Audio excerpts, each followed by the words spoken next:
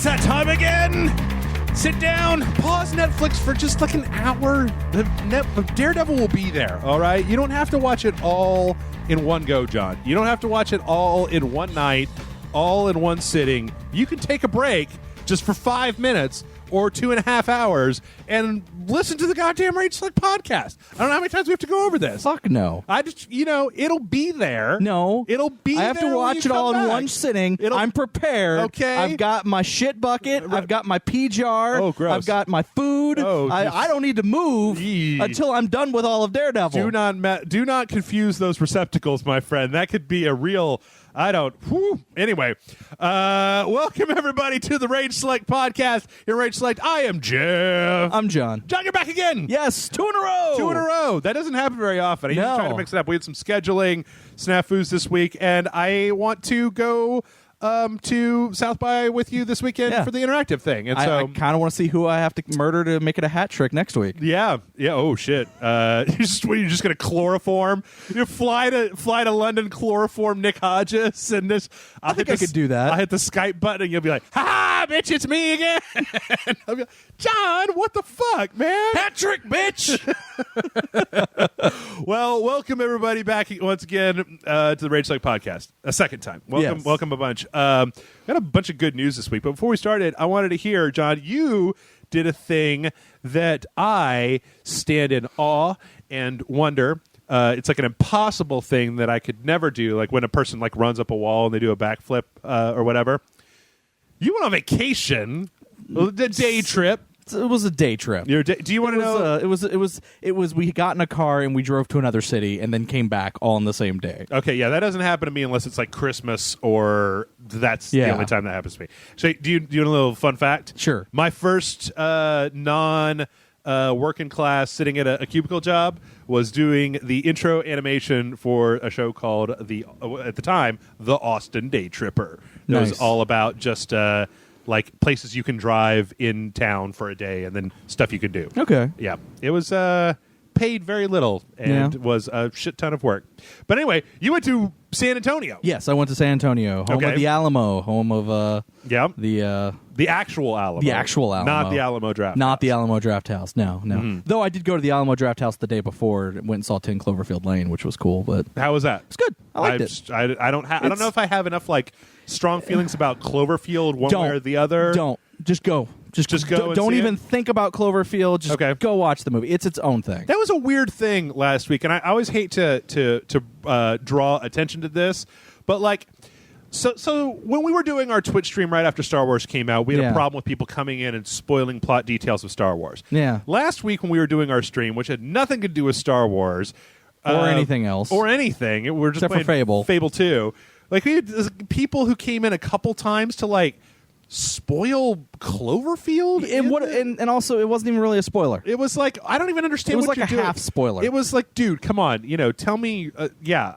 I read it and I banned the person, but I was like, I don't even understand what the fuck you're doing here. Like everybody's about, oh man, I was gonna go, shit. Yeah, I mean, here's the thing, and this is what I'm not spoiling anything, but this is the thing. No spoilers. The script, for this movie, was not originally supposed to be tied to Cloverfield in any way, shape, or form at all. Period. Okay.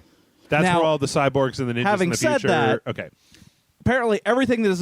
they did not add any story elements to the script. Okay. They literally just said it's in the universe of Cloverfield. Interesting. Like, okay. it's not necessarily connected in any way, shape, or form. Now, and I don't want to... I do want to make sure that the internet knows, because it's very important, John, that, like, I don't hate Cloverfield. Yeah. I didn't love it I watched it. It was entertaining. I've never felt the need to go back and watch it. I can understand that. I mean, it just seems like, I thought it was good for what it was doing. I'm not Matt Frank, all right? Yeah. I don't need to own... I liked it because I thought it was an interesting take on the found footage thing, and to do it from a perspective of a kaiju movie. Right. That's fucking awesome to me. I think it was good. I thought it was executed very well. Yeah. Is it Ramona Flowers in it, right? No. No? No, well, this 10 Cloverfield Lane does. I thought the original did. No. Really? No. Okay, well, totally mistaken then. Yeah, no, this is something completely... Oh, dude, I could have sworn that new she characters, was in there. no connection to the... All right, never mind. I guess all white women look the same. John to Goodman me, though so. is fucking amazing. Oh yeah, in 10 Cloverfield Lane, like he fucking makes that movie. Really? Yeah. Wow, that's Like, not something that you hear very often. He can go from like innocent and jovial to fucking scary as all hell on the drop of a dime, and it's amazing. Sure. No, John Goodman's always been like that friend that you have that is like really fun to be around. Yeah. But is fun to be around because they're a loose cannon. There's always like a 5% chance that they might just flip out. I had this friend, I actually haven't seen him in a little while, who was like 90% of the time, he's the best guy I've ever known. And then every so often, he would want to punch somebody in the face. Yeah. Like one time he tried to punch one of my animation friends in the face, and I was like, why? And he was like, well, I just thought you need to be punched in the face. And I was like, I can't deal with this sort of chaos, dude. No, most people don't go around punch people in the face. Yeah. Anyway, back to good. San Antonio. So, and then Yes. at the very next night, we woke up early in the morning, drove to San Antonio. Right. Before getting to San Antonio, we made a pit stop at one of my favorite gas stations, and I don't know if it's a nationwide. I think it's only Texas only, but Buc-ee's. Okay. Which, for those who don't know, Buc-ee's is awesome. They have like the greatest. They make their own beef jerky. Okay. And it's fucking amazing. Oh man. Yesterday I was at the convenience store, and you know those like Omas that they have here. It's like a pack of those that were like the links, right? I'm pretty sure that the packaging wasn't sealed correctly because they were all green. It was just, it was really nasty. Anyways, yeah. the crazy thing, I'd never been to the one that's between here and San Antonio. Okay. And it's as big as a fucking like a small Walmart. Wow. It's a gas station. Okay. Like it's huge. I was actually intimidated by walking in there. I was like, oh god. It's just a store, John. Yeah, it is just a store, but it's yeah, there's a big they bouncer. have statues of the mascot like in front of the store, which like bronze statues. Yep. Like it's just fucking crazy. Okay. So we stopped there, got some beef jerky, drove to San Antonio, got to San Antonio, walked in front of the Alamo. There were huge lines. Wasn't really there for the Alamo, surprisingly enough. Having been to the Alamo a number of times, I can tell you it's okay, but it's not really worth. I've been to the Alamo. For. Yeah, I've been to the Alamo before. Amanda hasn't. Yeah, she'd never been to San Antonio, and she had been working a lot recently, and this was kind of a way for me to get her out of the house and spend a day together. But yeah, we were going there because of the Ripley's Believe It or Not Museum and the wax museum and like some of the other stuff that's all in the Alamo Square. Okay. So what did you believe it? I believe some of it. Okay. Some not. Some not. Some not. Some I chose not to believe. What was the most believable thing? They had like skeletons of certain creatures, and by creatures I just mean like they had a mammoth skeleton and they had this really cool like mask that was like, oh, here's this mask that's based on also, and the mask is like rotating on a stand. It's like, also, as you can see from behind it, there is a real human skull in this mask, and the person's skull this belonged to, the mask is designed to look like. And I was like, that's pretty interesting. And it's some cool stuff. They also had like the car that belonged to the guy that drove Lee Harvey Oswald to the book suppository where he killed President. The book, or whatever. It sounds like one of those ones where it's like they've really gone to like the third tier. Yeah, well, it's like because Lee Harvey Oswald didn't have a car, so the guy his next door neighbor had to give him a ride. Sure, and so Ripley somehow. But this is super tangential. Yeah, super tangential. Like this is the actual shirt that the guy who sold Lee Harvey Oswald a corn dog one time wore. Yes. Believe it or not. Yes. I don't believe it. Here's the thing. It's very clear that the Believe It or Not Museum is meant for kids. Right. It's meant for tiny children to go in and wonder and be like, oh my God, that's amazing. Okay. Like there's stuff that's made out of toothpicks. Okay. Like there's a giant Eiffel Tower that's made out of toothpicks. You're not really wowing me. No. And that's the thing. Is that it's not very wowing. Okay. Like are you sure you didn't just wander into somebody's living room? No. Like they have the world's largest tire there. Okay. Just like I said, it's laid out in a way that's very much like you're supposed to bring your kids here. This is not something for adults. Okay. I fucking loved every minute of it. Sure. Kind of thing. Took some stupid pictures, put them up online. Okay. Then went to the wax museum, and goddamn, some of those wax sculptures were not good. Like I've been to way better wax museums. This isn't this is not a Madame Tussauds. No, this is just like this is like San Antonio. James Johnson Wax Museum. Yeah, just like some dude. Yeah. It's they're not good. I though I did take some pictures with it. I thought it was really great because I made a joke to Amanda about a fact that there would be a John Cena wax sculpture there. Uh-huh. I had no idea if there was going to be one or not. I was like, oh yeah, blah, blah, something. Right. I forget what the exact joke was, but I made something about doing something in front of a John Cena statue, and she was like, right, whatever. And then we get there, and the first statue that's right there is John Cena. I was like, well?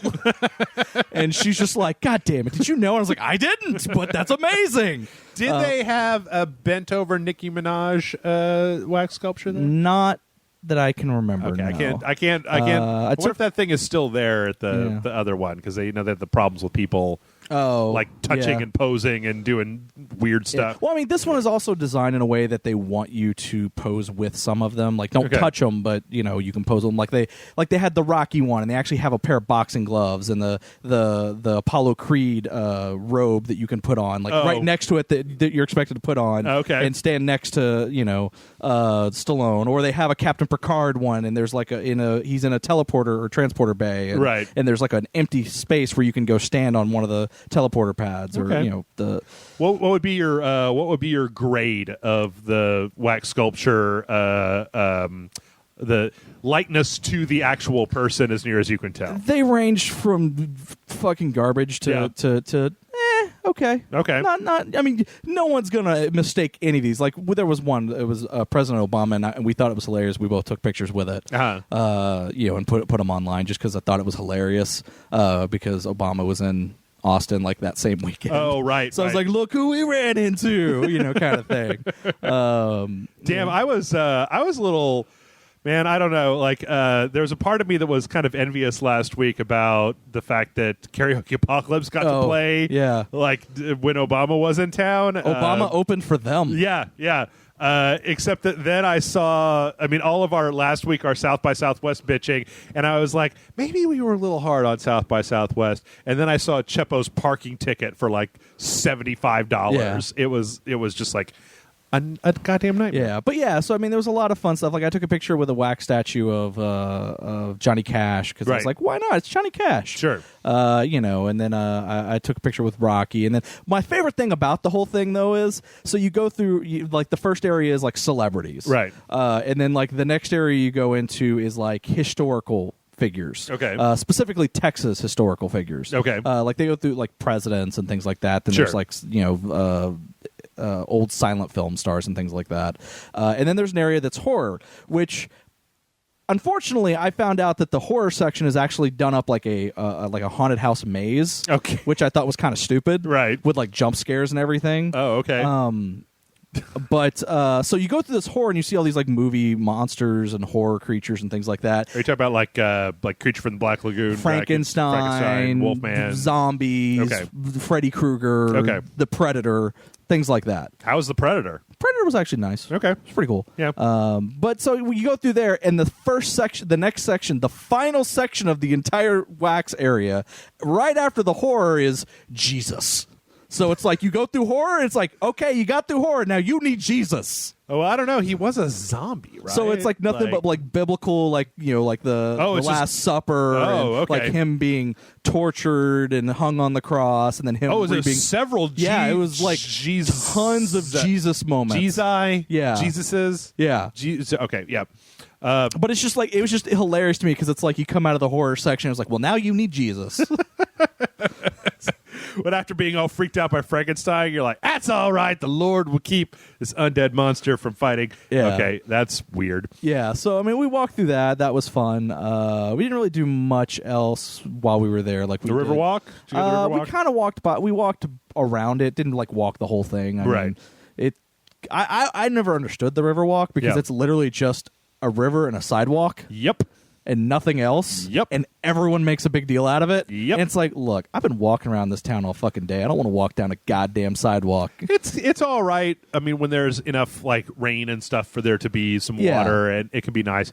We always used to go down to San Antonio when I was a kid in the dead middle of summer. Yeah. Which is like, oh, good. Let's go down where it's even more muggy and shitty. But it was fun. We ate at a cafe that we just like some random dive bar cafe, Mexican cafe that we found that just walking around. Okay, because we didn't want to go to like Fuddruckers or Subway, which is all that was in the area. Right. So we like walked way out of our way and to try to find some place, and then realized that we were like in a downtown metropolitan area that had like no restaurants of any kind. Yeah. Outside of places that are like $40 and you get like 2 things on your plate. Sure. Overpriced. So we were like, oh crap, and they're like, well, there's a cafe. Let's go to that. I don't care what food it is. We're going to eat there, and then we're going to walk all the way back. It was all right. Cool. Then we went back and stopped by Buc-ee's again. And I'm going to say this about Buc-ee's. Okay. You can walk up and buy jerky by the pound. Really? Yes. I walked away with a pound of jerky. That's a lot of jerky. Yes, I already ate it all. All the water weight is it's out all of it. Gone. Really? Like, I ate that shit in like 2 days. How much does a pound of jerky go for? About $25. Okay. And what we're talking just traditional beef, no strips. I mean, I got peppered. Okay. But they have like other flavors and stuff. Okay. Like they had some like. What makes it so good? It's just dried out meat with salt on it, right? It's actual like legit made. Like it's not like super processed like you buy at the gas station jerky. Like it's good. Okay. Just tastes good. Okay. And then they also have like other stuff there. Like they like make their own fudge and like gummy stuff and whatever. They have like a ton of stuff at Buc-ee's. Buc-ee's is awesome. Homemade junk food. Yeah. All at Buc-ee's. Yeah. Okay. Oh yeah. It's great. Fair enough. Fucking love Buc-ee's. All right. But yeah, and then we came home and then we were gonna go to watch Lucha Underground on Tuesday because they came to Austin for a show, and we ended up not going because it was a little confusing on how you get your tickets because they had this RSVP thing like a month ago. Yeah, you were telling me and about I got this. the RSVP, and I did the RSVP, and then like on their Facebook and Twitter, they were like, well, if you want tickets, you got to have a badge, and then we're going to sell a small number of tickets for $10, and then like people would ask like, what if we did the RSVP thing? And they were just like, well, not really going to answer. And it was just like, okay. So, and then given how bad the traffic was, we were just like, fuck it. We're just not going to go. And, probably could have gone because I talked to some people who also had RSVP'd and they were able to get in and like not really much of an issue. So I kind of regret that a little bit, but we were tired. So. I don't know. Again, it's like I keep seeing like a bunch of the people that I know, like Jason and some of the folks from One of Us and stuff like that, have managed to snag themselves South by passes and are down there doing South by things. And I would like to do some of that stuff, but then I remember that I have to drive downtown and walk around and do stuff. So, I don't know. Like I want to go. Like I said, the big Mr. Robot thing downtown looks pretty cool. And, I'm sure that the problem that I had, I guess, maybe the reason that I'm so salty is that like 3 or 4, or actually at this point it's probably more like 4 or 5 South bys ago, like I had a lot of fun back when I used to work like a mile from downtown. Yeah. So I could leave my car at my job and then just walk downtown, get to 6th Street, and go and try to do some South by stuff. Because I didn't have to pay for parking. At the end of the night, I just took a cab back to my car, drive home, bada bing, good. But then there came a year where it was like I just started looking through the band list, and that's one of the most horrible things about South by Southwest is that there are a shitload of bands coming, right? God damn, there are bands. And some bands are playing like multiple nights. Yep. And I know that a lot of times, like, I mean, I saw this one band that I've only ever seen once live that I really like. And actually, when I was watching them, the one of the other bands that opened for them was like the super good band that I became a really big fan of. And it's funny because that band, the one that I went to go see, Zoloft, the Rock and Roll Destroyer, they were at the bar, and I like just walked up, and I recognized who they were, and I was like, "Hey, can I buy you guys some beers?" And they were like, "Why?" I was like, "Well, because I'm here to see you." And so I ended up talking to them for a little while, and then they ended up giving me, like, I helped them roadie their gear, and they gave me a ride back to my car at the end of the night, which was actually really nice. Cool. But then the problem comes in just the fact that, like, and I know that between last week and this week there's been a lot of South by Southwest bitching, but like this is maybe a problem that I have. Yeah. So there'll be like 250 bands coming to South by Southwest. Yeah. Okay. It is like I don't like that many different bands, so it's really hard for me to find out if there's a band that I want to go see without sitting with this huge fucking list of bands and going through one at a time to see if any of those are the bands that I want to see. And then if they are, finding out where they're at, and then maybe you can get in or maybe you can't. Yeah. And so then just the last time that I really wanted to go do a thing, it ended up being such a big pain in the ass that I was just kind of like, fuck it. On the other hand, like I said, I get really envious when I look at my social media feed and see all the people's pictures. No, I kind of wish I had gone because I heard that the Lucha Underground thing was actually pretty awesome. But at the same time, I kind of needed Tuesday after all the walking around that we did on Monday for San Antonio. Still a recovery. I kind of needed the recovery, so I had the day off anyways. Yeah. So it's just like I just sat around, did nothing. A little staycation. I just kind of bought some comics and stayed home and didn't really do anything else. Cool. Well, that's the story of my life. Salt and Sanctuary came out this week, and that's pretty much all I've been doing. Yeah, so. I saw that. I contemplated buying it. I looked at it. I was like, I like Scott Studios. It's just, I don't. Maybe no. Well, we'll talk about it a little bit when we come back from our break. But before we do that, we have a crap ton of news, and I am so happy this week, John. Yeah, I am really happy. Okay, so. For the last 6 months, as the VR stuff has been kicking up, right? Oculus announced $600 for a Rift, and I would need a video card upgrade. And it was like, well, I don't have that much money. And HTC said $800 for the Vive, and I was just like, wow, you're even going more. Great. I'm not a tech billionaire. I'm just a humble man with a video game website. I can't afford to spend $800 on your VR headset. Well, so we hadn't heard about the Sony VR headset. Yeah. And so I was on this show running my big fat mouth going like, there's no way. I'm pretty sure that Sony is going to sell this for us. $700 or $800 or maybe even more than $800 because traditionally speaking, in my mind, in my experience, from when I was a teenager up until now, Sony's the kind of company that they don't try to price match, right? Yeah. So I'm talking about like my experience with Sony back when you were a kid. It's like the Sony Walkman. Oh my God, it's so good, but it's also really expensive. Yeah. And Sony doesn't try to get in there and like compete with other companies. They're just like, fuck you, it's this much. Even the PlayStation 3, that was evident, right? Fucking $700 at launch.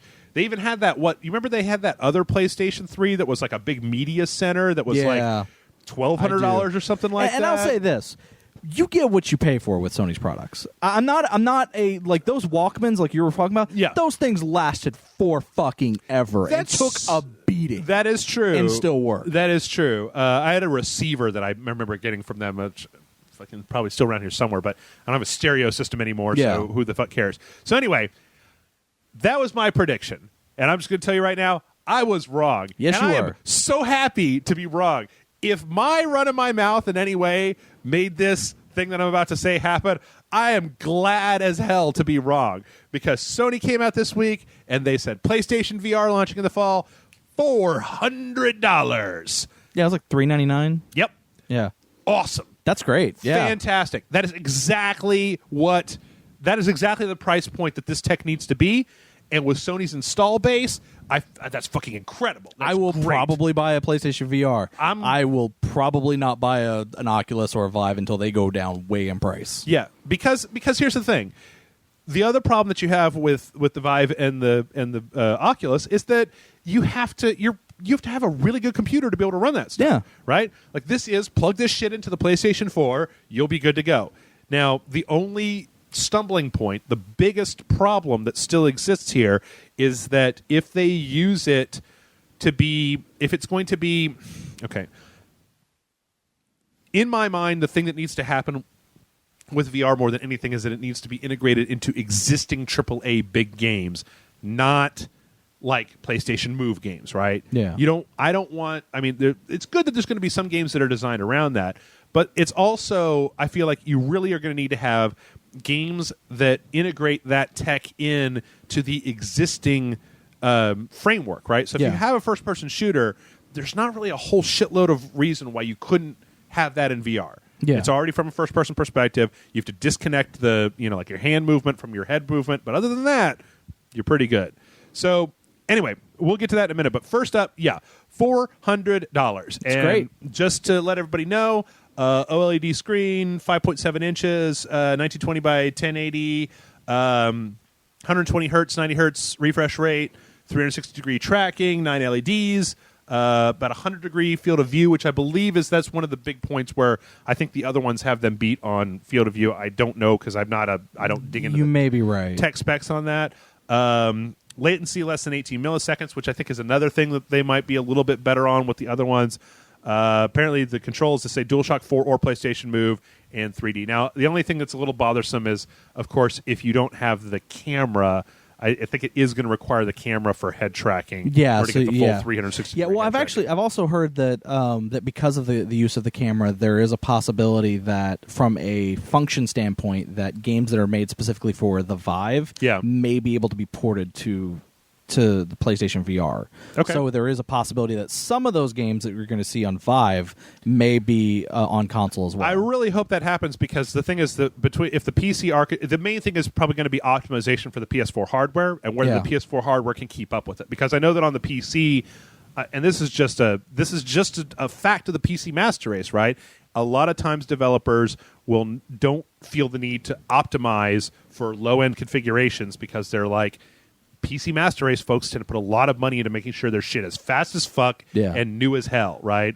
Whereas, so you probably won't be able to exactly port one-to-one, but I'm also hoping that some of that stuff goes both directions. And I'm also, I don't know if this is something you're planning on talking about or not, because again, I haven't really looked at everything, but I know that Sony said something about how before they allow the PlayStation VR games to be released, they have to run at 60 frames per second. Probably on their console. Yeah, probably 90 hertz because at 90 hertz. And if at all, when they will test every game before it gets released. Sure. And if it does not run at that constant rate at all times, they will send it back to the developer and be like, no. Absolutely. I mean, that's going to be probably. As I keep talking about this, is one of the things that's going to be a real hurdle for developers is that you cannot dip below that. Yeah. Or else the people that are moving their head around, you get judder and it totally ruins the experience. It fucks you over. Makes you feel it just doesn't work. So you got to have that one-to-one. But I'm super, super happy that this is happening. Yeah. Because it means that I could probably get a VR headset and at least try it out. Our next bunch of stories are all for VR, so if you're one of those people that are like, stop talking about VR. This week, GDC was all about VR, so all the news was about VR. Well, so mind you, there was some other stuff that was not, but I mean, that was like the boatload of news that was coming out of was just VR. So there's also a list that Sony released of video game developers making titles for the PlayStation VR. Yes. It's got 230 developers on it. Jesus Christ. Some are really interesting. Like in Japan, we've got Atlas, Bandai Namco, who they fucking publish so many games. I'd be surprised if there wasn't something there. Reporting Dark Souls. Capcom. Well, From Software is on there. I'm like, you know what I would really like? Oh my God, it just occurred to me, John. Bloodborne? No. Not Bloodborne, not Dark Souls. Kingsfield. Oh.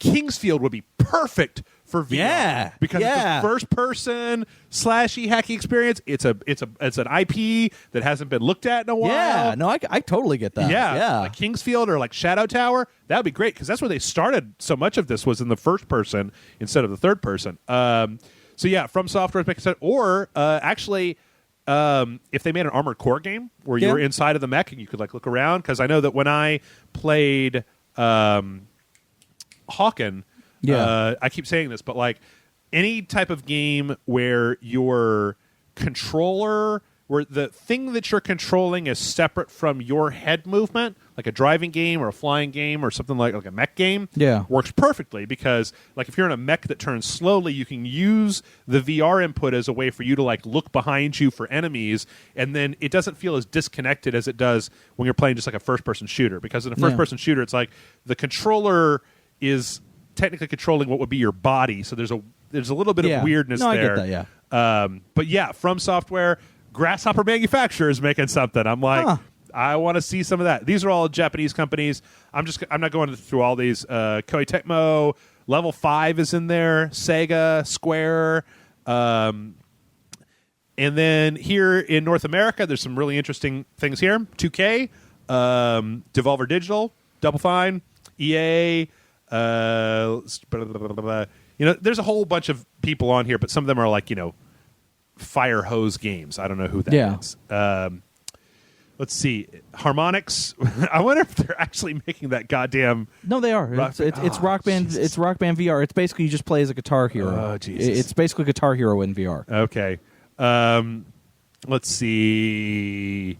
Limitless, I seem to remember. I'm not as good with some of the American studios. Oddworld Inhabitants, strangely enough. Polytron, Pouncy Kittens, Ralph VR, Refract. See, I don't recognize a bunch of these companies. Warner Brothers Interactive Entertainment. I think it'd be cool to have like a Batman game that had VR in it. Yeah. Anyway, and then here's some European developers. Bossa, CCP. Anyway. So yeah, I'm hoping that we get some stuff. Like this is a huge number of developers. There's supposed to be something like 30 titles or 32 titles out before the year is out, between the launch and the end of the year. I'm very, very excited because while I'm very excited about VR in general, and I love my DK2 and the experience that I had with it, I was so sad that the production model was going to be so expensive, right? Because it would require a huge amount of investment on my part to be able to make it work. And even then, this is one of the times, again, the PC Master Race people kind of pissed me off. Is like, I am not fucking made of money, right? Like, I probably need a new video card. I could probably use some faster RAM, and that would probably mean I need a processor upgrade. Like, I just don't have enough money. Computer. I need a full new computer. It's like $600 plus a $2,000 computer or a $1,500 computer, and I don't have $2,000 just laying around.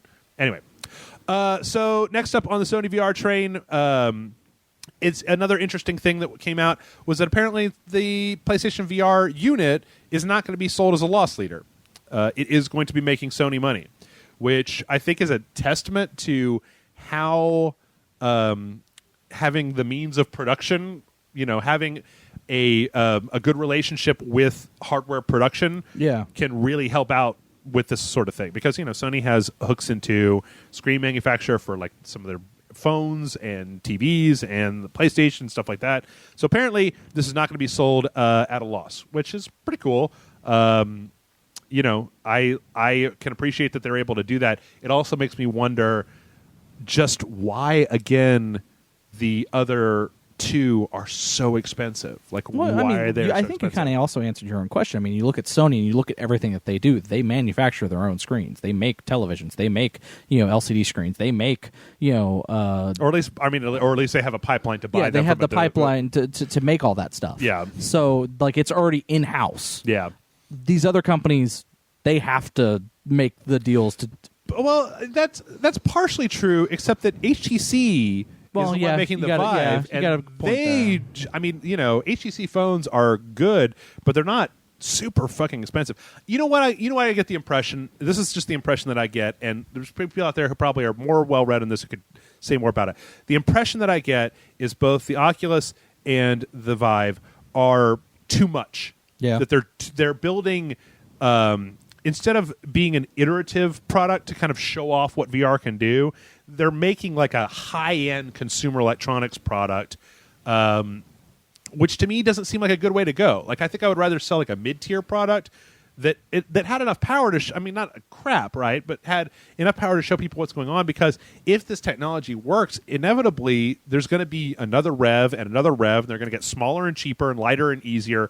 So isn't like Samsung doing like some type of phone thing that also acts as a VR? Oh, that's been phones? For a long time. Well, Gear VR. Yeah, the Gear VR. Like I even saw like at a Best Buy the other day, they actually had the headset thing that you can buy to put your phone in, and actually they even had like to be able to test it out. I don't know if it's in store. This is a Galaxy Note 2 that I have. I think that they started with the Galaxy Note 4. Yeah, where you click that into because Oculus partnered with them to make that headset. But I think that if you buy the new one, it's like Galaxy Note, or I don't even know if it's a Galaxy Note, but it's like the newest Samsung phone. If you like pre-ordered it or something, or bought it, there was something where you could get. There was a thing where you could get the Gear VR hardware, which is like $150 for free that you could click it into. So I just want this tech to be out there, and so I'm happy that all this stuff is happening. Yeah. In addition, apparently EA and DICE are making some kind of Battlefront experience that's going to work with VR. Okay. There hasn't been any real specifics about what exactly that is yet, but that sounds cool. I mean, I think that it would be really nifty to be able to be, to sit down in front of my TV with headphones and the VR headset and play Battlefront because it's fun, right? Yeah. It'd be real fun to look around and see stormtroopers shoot me in the face, and I think it'd be real fun. So. Almost get stepped on by an AT-AT. Yep. There's not really any more information than that, but I'm glad that somebody is making some kind of something for the thing. And I think that is where we transition over into our general news. I know there's been some more VR, like there's a story about some company making an AR headset, and I haven't watched the Sony keynote, so I'm sure there's more out there. I'm just very happy that Sony is making something that I can afford to buy. Yeah. Ditto. Yep. All right, so speaking of LucasArts, we've got a trio of Lucas stories here, including the last one. The first is that apparently this is just full-on speculation. LucasArts, or not full-on speculation, but LucasArts filed papers to secure the trademark for Shadow Trooper last month. And this has led people to be curious about where exactly we're going to see Shadow Troopers. The application covers merchandising rights for toys, games, and even Christmas tree ornaments and stockings. I want a Shadow Trooper stocking. Didn't Shadow Troopers originate in the Dark Forces? I believe they did. I think they.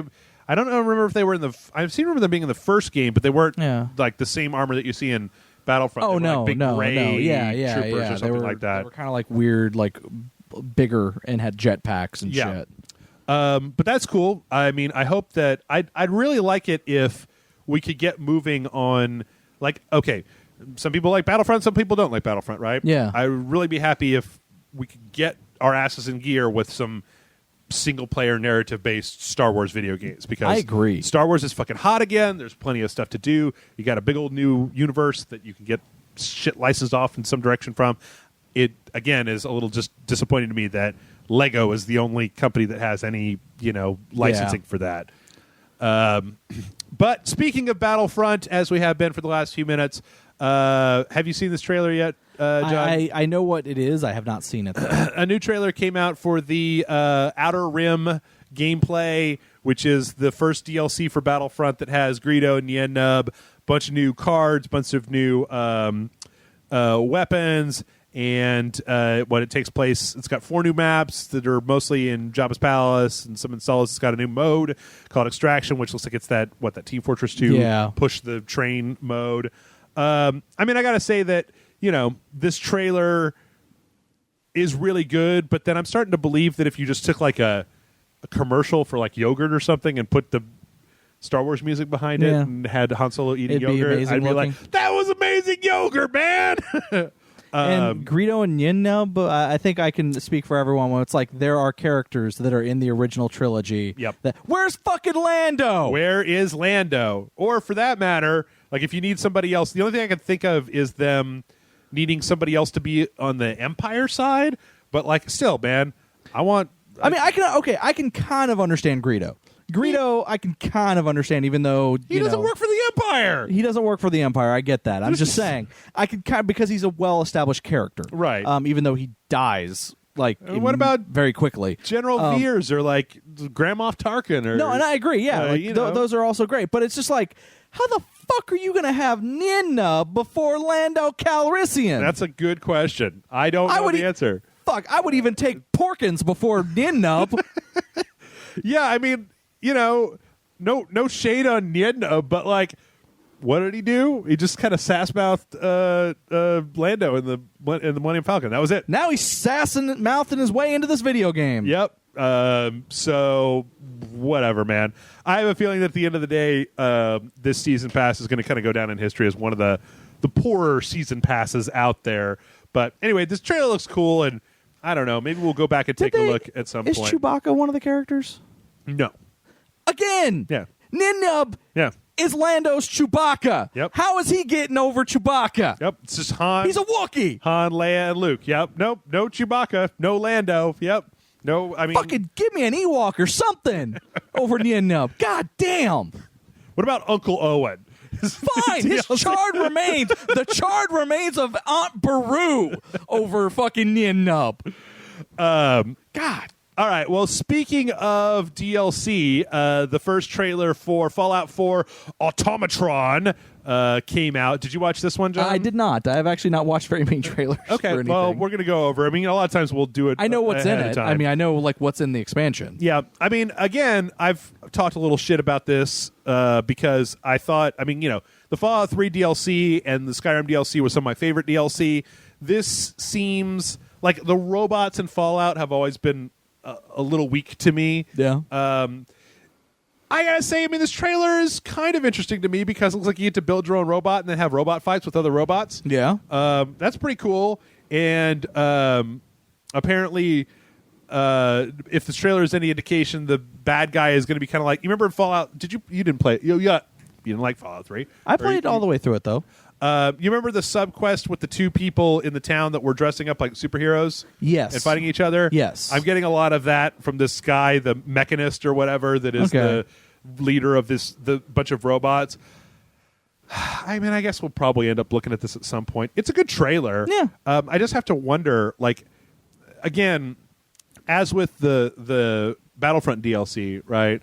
The fact that Bethesda has upped the price of the Fallout 4 Season Pass to $50 whole goddamn dollars means that every one of these needs to be really good. You're charging a whole other game for, 3 DLC packs? So they need to be... it was 4.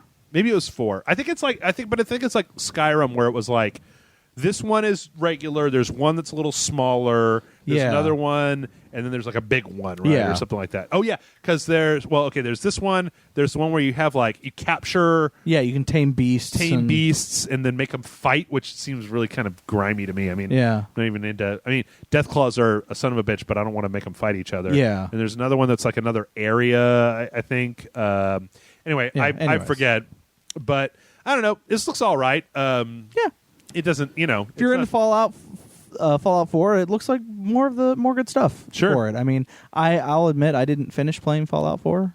Neither did I. I kind of dropped off of it and keep meaning to go back. And I just got to a point where I didn't like any of the factions in the game anymore. I was just like, I don't want to fight for any of you. Well, it's not even that. It's just like I don't know. By setting up this, I felt the disproportion of the narrative versus what you're allowed to do in the game. Yeah. To be almost off-putting. Yeah. Because at least in Fallout 3, and maybe I'm remembering this wrong. I mean, obviously you're going out in the world to find your dad. Right. In Fallout 3, but you can get sidetracked, and that doesn't affect the search for your dad. Mm-hmm. Like you're still like everything feels like it's moving the narrative forward, like even if you're just being a fucking tool blowing up shit, tunnel snakes forever, kind of bullshit. Yeah. Tunnel snakes for life, John. Please. Forever. I don't care. Nuking, blowing up towns and shit like that. Right. All that, but it still felt like there was always some hook to get me back to the main story. Sure. In here, I feel like it's like the game is constantly reminding me, but I just don't give a shit. That might about be the main story as much, and then I have all the busy work that's outside of the main story, and I'm like, this is not even all that great. I mean, outside of the few missions that there were missions like this mission's fun. Fuck the main story. I'm going to continue doing this mission. Woo! Okay, it's over. I don't know what to do now. Yeah. I maybe the thing is that I feel like Fallout 3 was a little bit better at shoving more things to do in your face. Yeah. And that with Fallout 4, like I was about to beat the game before you told me about the Silver Shadow or whatever side quest, and I just stopped and went and did that. But even then, it's like I got to a point in that where I can't get the next part of that quest line to pop, and I was just like, I don't care as much about this anyway. Yeah. But it looks good. Like, I don't know. Like, maybe once all the DLC is out, I'll look at it and go, I'll buy the DLC. I mean, I think that next week, it comes out next week. I don't know if there's anything else out next week. We might end up just taking a look at it. All right. Maybe give me an excuse to go back and play Fallout 4. Next up, there was some footage that came out for the System Shock 1 remastered. It's alpha gameplay for that. Looks okay. It's weird how much it looks. You know what it looks like? It looks like if they were able to take an old game that had just like these really busy wall textures and then feed it into some kind of magic wish, make this into a 3D model machine. Oh yeah, like especially some of these areas where it's like I remember those wall textures back when they were just wall textures, and we're watching the trailer right now. You can tell me, John, it looks kind of old to me. Yeah, like just the way that it's all set up with the art style, like it doesn't seem like a new game. It seems like a remastered old game, which is exactly what it is. So, which is funny because I'm kind of looking forward to it. Kind of reminds me of some games that we played on that were in early access for Super Awesome Video Game Show. Yeah, or like maybe like something where it's like, hey, we remade this level in Unreal 4. Yeah. Those videos that we keep seeing. Yeah. It kind of reminds me of that a little bit. Everything's real shiny or kind of like weirdly shiny. I don't know. All I do know is that System Shock 1, I played it like, I played it like a month or two after it came out, like that many years ago. Yeah. I haven't been back to it since, and I've never finished System Shock 2. I think when you and I and Caleb played it on Sunday streaming, that was like the most System Shock 2 I've ever played. Yeah. So, yeah, I don't know. Could be all right. The developer that's making it, it's like their first time, so you could see. And then last but certainly not least, as far as trailers go, Obsidian released a trailer for Tyranny, which is apparently a new RPG that they're looking at, or that they're creating.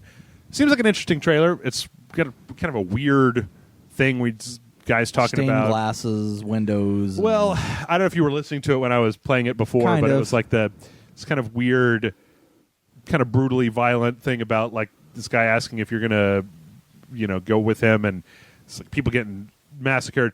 All this is really interesting because at the very end of the game, it actually shows that it looks like it's another like top-down, like Pillars of Eternity, or maybe even like Divinity: Original Sin, that kind of thing. This is referred to, at least in this press release I'm looking at, as a CRPG. I'm not entirely sure what that is. I don't know what that is either. All I know is that Pillars of Eternity turned out to be a lot more fun than I thought it was going to be. So keep an eye out for Tyranny. I mean, we can see if something good will come of that. I'm going to be honest. Yeah, I kind of just glanced at the title as it was coming up, and I could have swore it said tranny. The first time I looked at it, that's what I thought it said as well. Yeah. I was like, oh, that's not what they should be calling that game. Yeah. Oh, it says Tyranny. Sorry. Yep. All right, next up, we've got some Xbox news. Hey! So apparently, in an interview, who was they said? Mr. Mike Ybarra is talking about streamlining / making it easier to share Xbox One titles. Okay. Apparently, with that new Windows integrated environment or whatever the thing is that what's his face over at Epic doesn't like, they're kind of revisiting the idea of letting you share games to other Xbox users more easily. Okay. Which is a feature that I feel is, I really like the idea of being able to, like, I would really like it if I could be like, hey, John, do you want to play Bloodborne? And then I like go onto the PlayStation Network and mark your PlayStation ID, and it literally like deactivates Bloodborne on my PS4 until the other person gives it back as a way to share digital games, because I've bought so many digital games that I want to let other people play, but I can't, right? So I really like the idea of them making it easier. Apparently right now, I mean, you can do that thing where you have like people in your Xbox or in your like family or something, and then you can transfer. It's apparently you can do it right now, but it's a relatively convoluted process, and they're looking at making things a little bit more streamlined and easier, which I think is great, because again, I don't know. You and I have talked about this a few times, but I just feel like Microsoft really needs to step up their game to start pushing the Xbox One over the PS4 as the console for people to buy. Yeah. Because I feel like they keep falling further and further behind. I mean, just our main story this week, $400 for the full-on retail release of PSVR. What was it, like $1,500 for the dev kit for the HoloLens? Yeah. That story a few weeks ago. Like, what the fuck are you doing, man?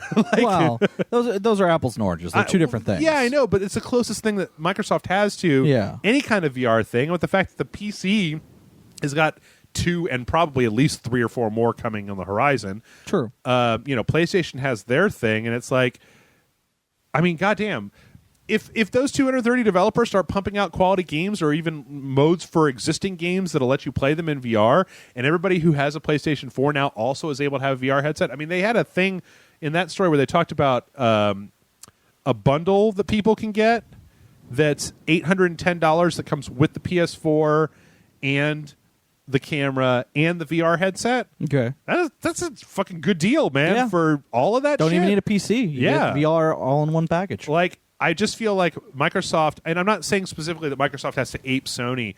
I just keep feeling like there was another story that I ditched this week that was about the PlayStation pay-on-demand TV thing. The PlayStation View. Yeah, being launched nationwide this week or something like I'm that. actually looking at that because it's here in Austin. So I'm actually. Oh, is it? Okay. Yeah, they have it here in Austin. I'm contemplating it because we're looking at ways to cut down on cable. And, sure. And while it's not as a la carte as they made it out to be back at E3, where they're like, oh, you get to pick and choose channels. No, you don't. They're like, here's the cheapest package. These are the channels that are involved. Here's the next expensive package. Here's the channels that are involved. Right. Here's the most expensive package. Here's the channels that are involved. However, having said that, their most expensive package is still cheaper than cable. Oh, okay. So, yeah, I might have to check it out.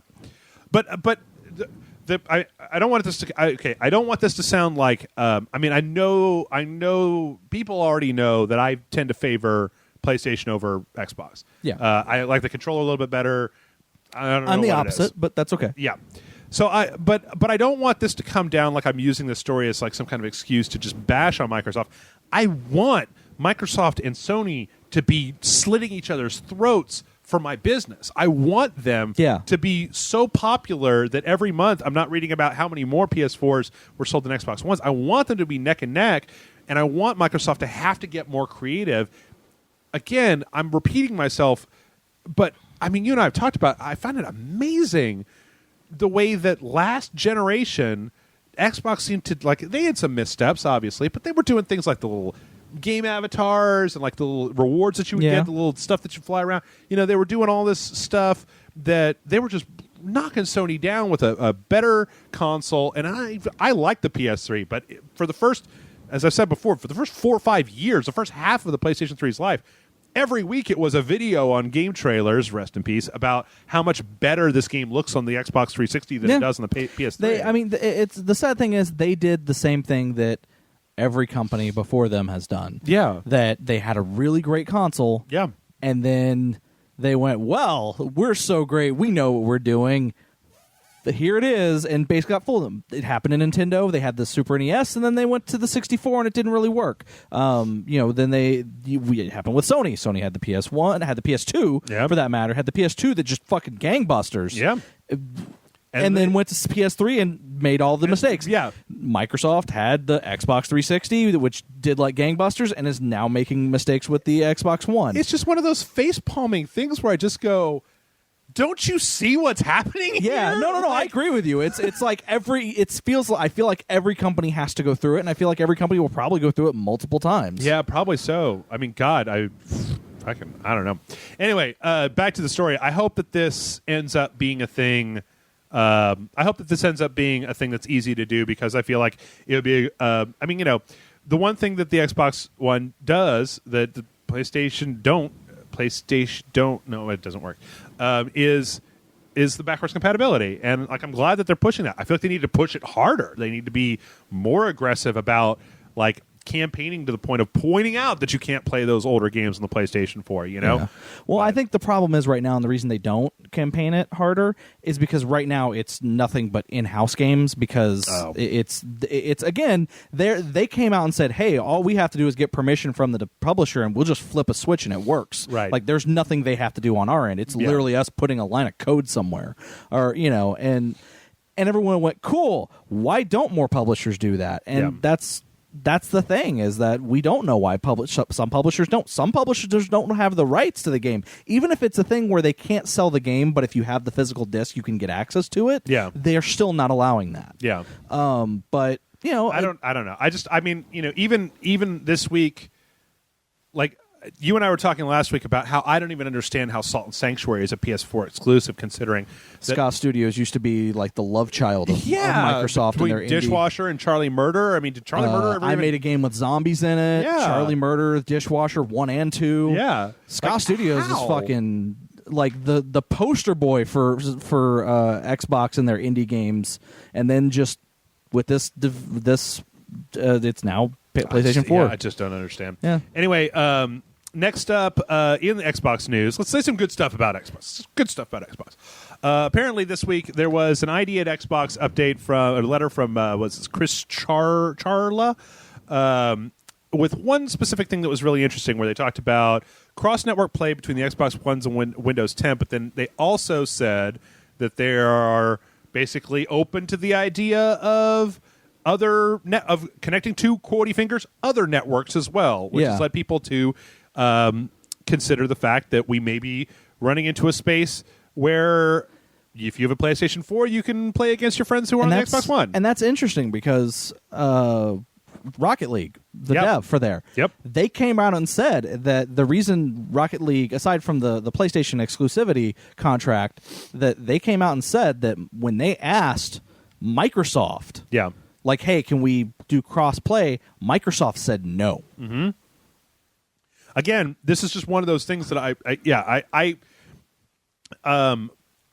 think this is a really good idea. Yeah. I think it's a great idea. I think it would be wonderful if you had, and I feel like we're kind of moving in that direction, since a lot of like the individual developers, it seems like their servers and their friends lists and their stuff like that are less and less using like the functionality from the console and more like a sign in, like they're signing in with your console ID to their own servers. And I will say, this is where I'm a little bit worried, and this is the negative Nancy of me or whatever part of aspect of this is that I wonder if we're open to the idea under certain conditions, and maybe it's not conditions with Xbox connecting to PS4, but it's more PS4 connecting to Windows 10.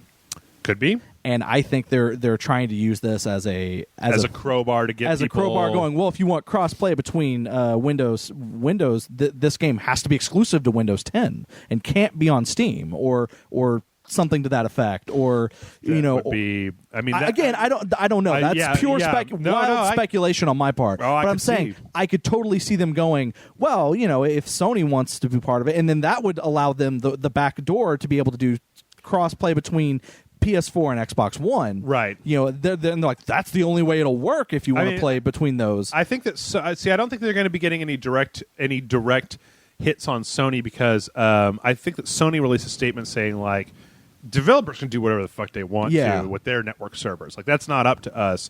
We have the stipulations about they're running the top part of that. If developers want to link all their servers together and not divide them, that's their prerogative. No, I agree, but I'm just saying that's the only thing that makes me wonder. Is it goes back to that article you brought up from the head of Epic. Oh yeah, talking about it, to where it's like, well, what if in the back end, what we're not seeing is they're saying, oh yeah, no, we're totally open to the idea under these conditions, right, and basically forcing people into this thing that they don't want. Kind of thing. Like, I don't know. Like I said, that may not be the case at all, but that's my immediate reaction to it. But at the same time, man, would I fucking love to be able to play, because again, my favorite console is Xbox. I will say I prefer the Xbox experience. I use my Xbox One more than I use my PS4. Sure. It's just the way it is. Yeah. Fuck, would I like to play games, multiplayer games, that on the Xbox that are also on the PS4, and love to play them with my PS4 friends. Sure. Like, I think that also, like, if you just take a case study, I feel like if you had that sort of integration, you could keep the multiplayer community of a game running more. Yeah. Like, I know that it would be great if the PC, Xbox 360, and PS3 versions of, like, say, Dark Souls were all able to pull each other for co-op. It would mean that you could have more experience with less, without having to have a huge community. That once the community goes down to the diehards, right, that at least you don't have to worry about being in the same ecosystem as your friends. I would love it if they open that stuff up. I think that would be great. I mean, I have it's kind of interesting because it's funny because I saw a lot of people commenting on this, and a lot of the Sony fanboys and even some of the Xbox fanboy defeatists were all saying, well, this is Microsoft admitting defeat. This is them saying, well, we need that, we're admitting defeat. We might as well have our games be able to mingle with PS4 people since we know we're not going to get those people. What? That doesn't make any fucking sense. It doesn't make any fucking sense. It doesn't make any sense. It's how is that going to stupid? It's almost the opposite of that. Well, it's them saying we're not going to get those people, so let's at least get the goodwill. Right? Yeah. Let's get the goodwill, so we're not going to get those people. But hey, you know what?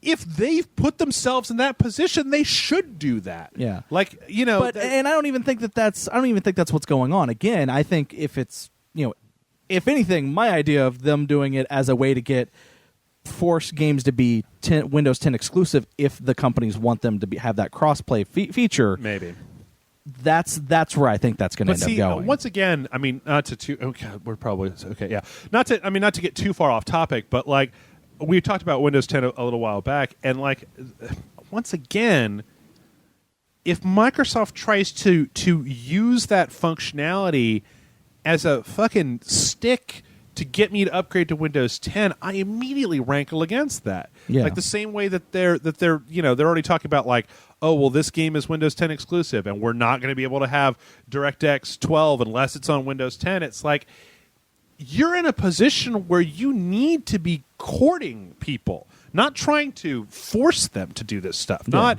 like, I know Windows 10 is free and I know whatever, but fucking Microsoft has built a reputation over the last 20 some odd years of buggy ass software when it first comes out. Yeah. Nobody wants to upgrade to the new OS as soon as it comes out because it's almost all. I mean, I had a friend who upgraded to Windows 7 as soon as it came out. He couldn't find drivers for his fucking Wi-Fi card. He go buy a new Wi-Fi card because the drivers didn't work correctly. It's like, if you want us to move to Windows 10, it works better to keep giving us incentives without blocking off access to certain things. Without saying, yes, you cannot play Quantum Break unless you upgrade to Windows 10. Say it works on Windows 7. On Windows 10, we have these other items that are going to be better, right? Or you're going to have a better experience, right? Or let's say, I don't know. I get really upset when Microsoft does this shit because historically speaking, it's never been necessary. It's just been a way for them to beat consumers into their next OS because they have, over the years, shown that when they release a new OS, it's garbage. And you have to now whip your customers onto the next OS by taking things away from them until they just can't not upgrade. Yeah. Until they have to upgrade. Yeah. Anyway. But like I said, that again, wild speculation, may not even be the case. I may just be that my immediate thought on that just may be crazy thinking. Yeah. Anyway, speaking of Rocket League, apparently Rocket League is thinking about... We're almost done with people just talking about Rocket League all the livelong day. Never! And apparently there was a tweet where they showed that they're probably going to be putting in a basketball mode. Oh, there's no probably. It's gonna. Oh, it's going to happen? It's going to happen. Where it's basically... March Madness! Yep, there's a giant backboard... with a goal on it, it looks like the goal is a hoop, so you got to hit it onto the backboard. Yeah. Okay, so new cars and everything. Man. John, I'm already terrible at Rocket League. Yeah. This looks even more difficult. You bet. To do anything. Are you looking forward to this? Not at all. Okay, great. Your responses were confusing me. I am not confused any longer. I think it's. Hey, here's the thing. Yeah, I'm not a huge Rocket League like you. I don't. I'll play it. Like if you put it in front of me and say, hey, play this game, I'll play it because you know what, it is fun. Yeah. But I'm not going to go out of my way to play it. Having said that, the idea of this mode. Just crazy enough that it seems to work. For if you like Rocket League, you're gonna fucking love this new mode. Let's see what other modes could they put in? I don't think they could. I'm trying to think of another sport. Ooh, where all of instead of a ball, it's a disc, a big puck, and like all of the levels are like drift forever. Yeah. On the levels. Yeah, that would be really interesting. Yeah. No, I totally. All right. Well, I tell you what, that's a free idea for the developers out there. Yeah, you can have that one. Yeah, it's free. You just got to just mention us in the comments, or in the credits, or you can contact us and we'll do a commentary, like that's correct, written commentary. Yeah, over John the will game. spend 30 minutes going like, I don't know, this game isn't for me, but yeah, whatever. Like Rocket League people last year were like the new take your pick. Yeah. So aggressive, and always like, if you just took some time to learn how to play Rocket League, and I understand that, because that's what I say about every Souls game, right? Yeah. But I'd rather be better at Bloodborne than learn how to play Rocket League even a little bit. All right. So, all right, now we're kind of getting into the back half here. This is mostly just announcements, changes, different things. The next story that we have here is actually kind of crazy. Remember Lawbreakers? No. I actually know this article, and I do not remember this game at all. Like, I was like, what the fuck is Lawbreakers? Cliffy B's new game from, what was it called? Headshot. What's the name? Boss Key Productions. Okay. I thought we watched a trailer for this. We might have. It's it's kind of like Overwatch. It's like a first-person shooter, and it had like there was one where the guy like points the gun behind his head, and kind of like class-based. Okay, so Lawbreakers was originally going to be.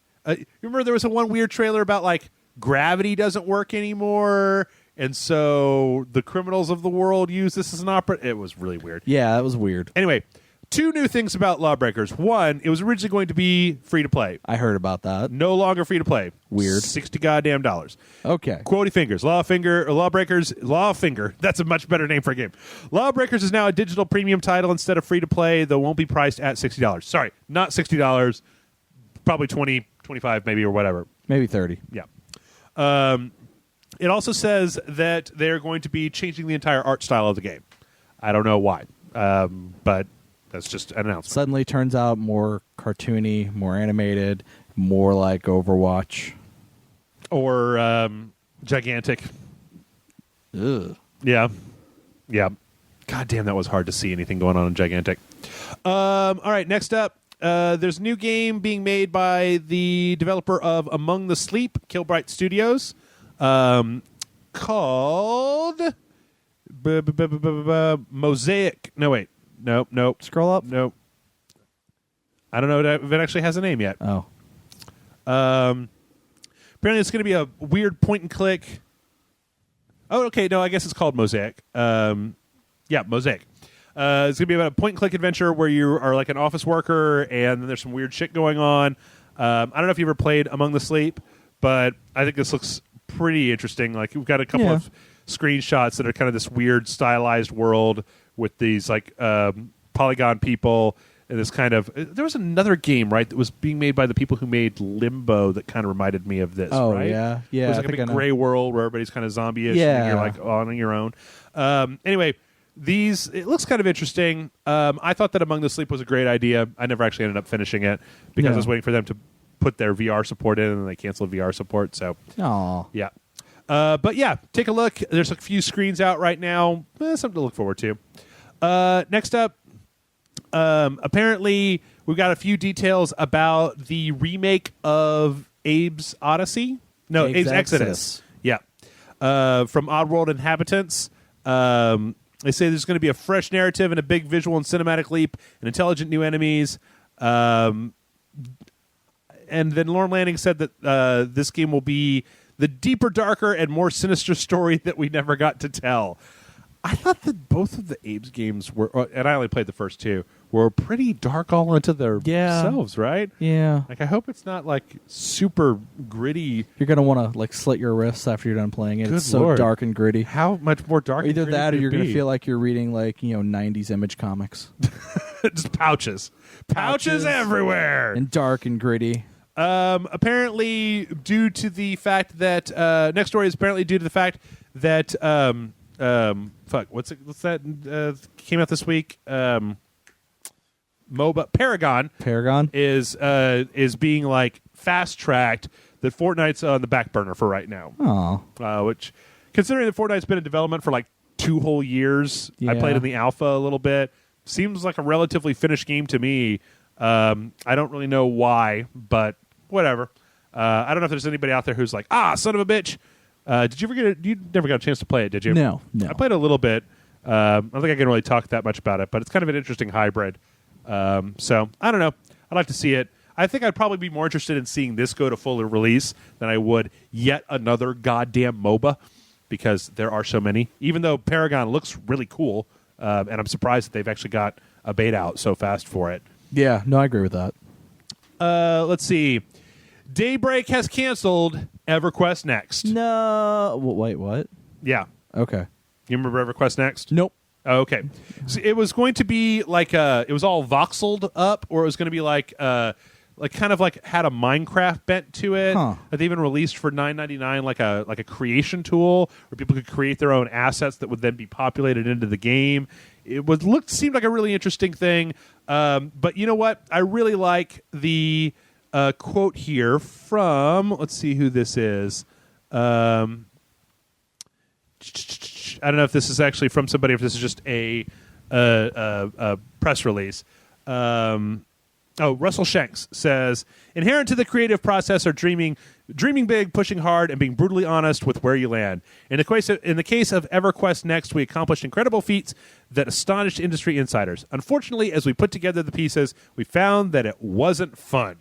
So, as we've seen happen multiple times in the past, it was an interesting idea. They put together the prototype. Wasn't any fun to play.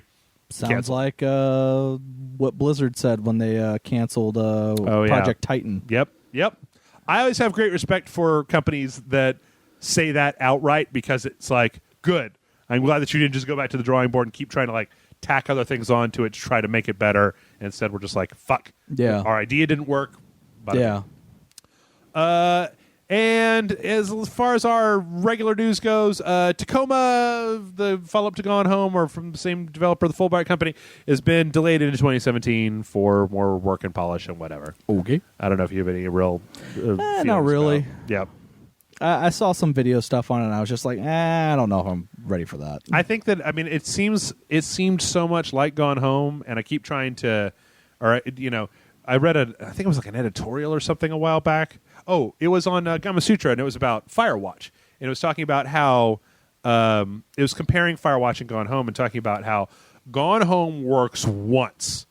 That you can't have a whole genre of games that are like Gone Home because once you've gone through that experience the first time, the next time that you go through a relatively empty world where you're just having like voiceover and stuff like that, where you're not really interacting with stuff as much, it's less the amount of enjoyment that you get is going to start to ratchet down. And Tacoma, to me, always seemed like a relatively similar thing. You're in the space station, there's nobody there. What happened? You know, I don't want to see a million games like that, even though, you know, it seems like a thing that we're seeing more and more these days. Yep.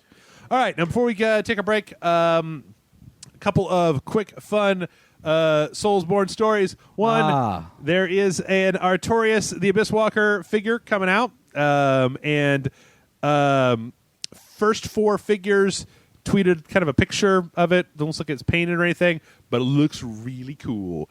You don't know anything about Artorias because he's in the DLC for Dark Souls. Big fan favorite. Okay, but this is something looks cool from what I can see. Yeah, this is actually something that I would be interested in having, as long as it isn't like fuck ass expensive. Now, is it like a statue or is it an actual like figure with like joints of articulation and like? I can pose it. No. I think it's just a statue. Okay. Yeah. All right. Okay. And last but not least, John brought this to my attention yesterday.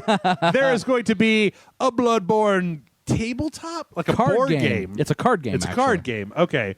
Let's talk about. Let's see. Eric Lang on Twitter said this is a simple but highly deep and interactive card game. Saying that each session should last about 30 minutes. Apparently it's going to be kind of like resource-oriented and whatever. Based on the Chalice Dungeons. Yeah. Fucking Chalice Dungeons. I mean, I guess like that makes a certain amount of sense in the fact that like you couldn't build a card game that had all this like lore and stuff to it, right? Yeah. You're looking for a skill-based playing versus another person kind of card game. And it's a multiplayer game. It's you and other people, and you're fighting monsters as well, and things like that. And it's designed so that in a way that each game you can play it multiple times and not play the exact same game. Right. So you gotta when you think about like those elements. Yeah. You're describing the Chalice dungeons. Yes. So I don't know. Makes sense. Could be interesting. I kind of be interested to play it. Like, it's funny because I had this really long conversation with Matt this week about what makes the Bloodborne and Souls games interesting. And I like I mean, I just don't know if it really works as well when you divide it from the way that the gameplay in those games are so based on the skill of the individual player. I mean, I feel like I don't know. Maybe it'll work out great. At some point, we'll have to get it. Maybe we'll do a crossover of Randy plays games and Rage Select. I'll probably buy it. Like I've already told Randy that if he sees a to order at least one because I'll buy it. Okay. I'm interested to try it out. I like Bloodborne. A little bit. In a reasonable. Probably figure out some way to record video of the table and all of us, and then like someone like myself will just sit down and edit it all together and put it up as a video or something. And at the end, I can just vital attack all of you because you're also be to me. Yeah. So anyway, I don't know. Could be interesting. I'm a little leery just because it was funny because I was reading the article. I was like, okay, Chalice Dungeons. Oh, that's gonna piss off Jeff. Yeah. Well, considering the fact that Chalice Dungeons were the worst part of Bloodborne, and I've played through a significant portion of them now, and it's just like, oh God, why? It's just like they're just so boring. They're so boring. In a game that was literally my game of the year last year, there's this one component of it that it's like we don't talk about the Chalice Dungeons. Because I just thought it was hilarious because I was just reading this guy's tweet, and I don't know. They haven't announced a release date for it. They haven't announced a price for it. Apparently, it was announced by a card game company that was at GDC. Yeah. And the guy who actually developed the game for them. Yeah. Designed the game and everything. Started tweeting it out about it because it was being shown at the game itself wasn't being shown at GDC. It was just all that was shown was a box. I wanted to have a clock. I wanted to have a move clock or something. It might. Who knows? I mean, with a box that big, I mean, you gotta ask yourself what the fuck is in the box if it's a card game? No, it's true. It's true. So I don't know. We might get. I mean, well, no, I do know. There will be a day when we take a look at this. I don't know if it'll happen on the show. I might be able to just give people my impressions, but yeah, you'd be fairly assured that if it has the word Bloodborne on the front of it, I'm probably going to look at it at some point. Yeah. Come on. Yeah. All right, and with that, we're going to go ahead and we're going to take a break. We come back, we're going to talk a little bit about Salt and Sanctuary, and then we're going to read some emails. Yeah. So stay tuned, and we'll be back momentarily. And we're back. John, we're back. Okay. Are you excited? Yeah. Okay. We just spent another 10 minutes bitching about Microsoft. I feel like it's going to put the kibosh on the Microsoft bitching, and we're going to do some emails. mail@rageselect.com is the email address. Ever since we started putting something in before the emails, I've been getting more emails than ever. Nice. So, well, luckily, you only have one thing to talk about before we actually get to the emails themselves. Yes, and that is Salt and Sanctuary that we were talking about before, which is Scout Studios' latest game. Do just a mini review here. I haven't finished it yet, so I don't feel like I can really get a full-on review for it. But this is, for those of you who don't know, Scout Studios, Charlie Murder and Dishwasher, like we were talking about in the first part. They also made a game called I Made a Game with Zombies in it. Was that them as well? Yes. Okay. It was the same guy. Oh, okay. And this is basically like a 2D Dark Souls. Unabashedly. They even admit it. Sure. In interviews, they're like, oh, no, we wanted to make a 2D Dark Souls. That was our entire purpose. Yep. And it's really interesting because I feel like recently we've been seeing games that have been trying to branch out and kind of copy the Souls formula, right? Lords of the Fallen, Dark Mouse. There's a few other ones that are coming out. There's that one that Devolver is publishing called Iter or something like that. Yeah. With a female Valkyrie or whatever. So this game, the plot of this game is very simple. It's basically you're on a ship that's transporting the princess. The ship gets attacked by these pirates. If you can make your way through the pirates, you go up to the top of the deck, and there is a Cthulhu standing there. Who and this is funny because this is something that they kind of did in Bloodborne that Matt pointed out to me, but it wasn't as egregious. There's no way to just go past this Cthulhu. You either have to beat it, or it's going to kill you, and you're going to wash up on the island. It looks like one of those bosses that you could technically beat, but your starting class is probably going to have you. You're probably going to get killed. And then you wash up on this island. You talk to this guy. He kind of sets you off in this direction. You start rolling through to try to find this princess. And along the way, I mean, pick your thing from Souls, and it's there, right? You've got different NPCs that show up that you can talk to that kind of give you sub-stories. You've got items that have descriptions to give you flavor text about the world so you can figure it out. The whole combat system is based on a roll. It's based on the stamina meter, basically. You can block, you can roll, and you can even parry. If you have a shield, you can parry and then do a counterattack. You can kind of like if you hit an enemy enough times, they'll kind of fall down on the ground. You can do a backstab. Now, one thing that I'll say is that it doesn't exactly translate super well. Like, I guess maybe to talk about the combat isn't as demanding as it is in either Bloodborne or Dark Souls. Okay. And that mostly comes from the fact that when you think about just the difference between 3D and 2D, dodging, which is what I've primarily been doing, on a 2D plane is way easier. You can roll in two directions. You can roll backwards, you can roll forwards. And if you roll forwards, you'll roll through the enemy that's attacking you. So there have been plenty of bosses where it's like if it's a big boss, the boss is only able to attack you on that 2D plane, so as long as you can roll to the other side of them. I mean, some of them will hit behind them or they have a follow-up attack that'll hit, so you have to roll twice. But generally speaking, if you're a fan of the Souls series, you're probably going to have a really easy time with these motherfuckers. Yeah. That being said, the game has done a lot of interesting other things in addition to that, which really kind of makes it stand out.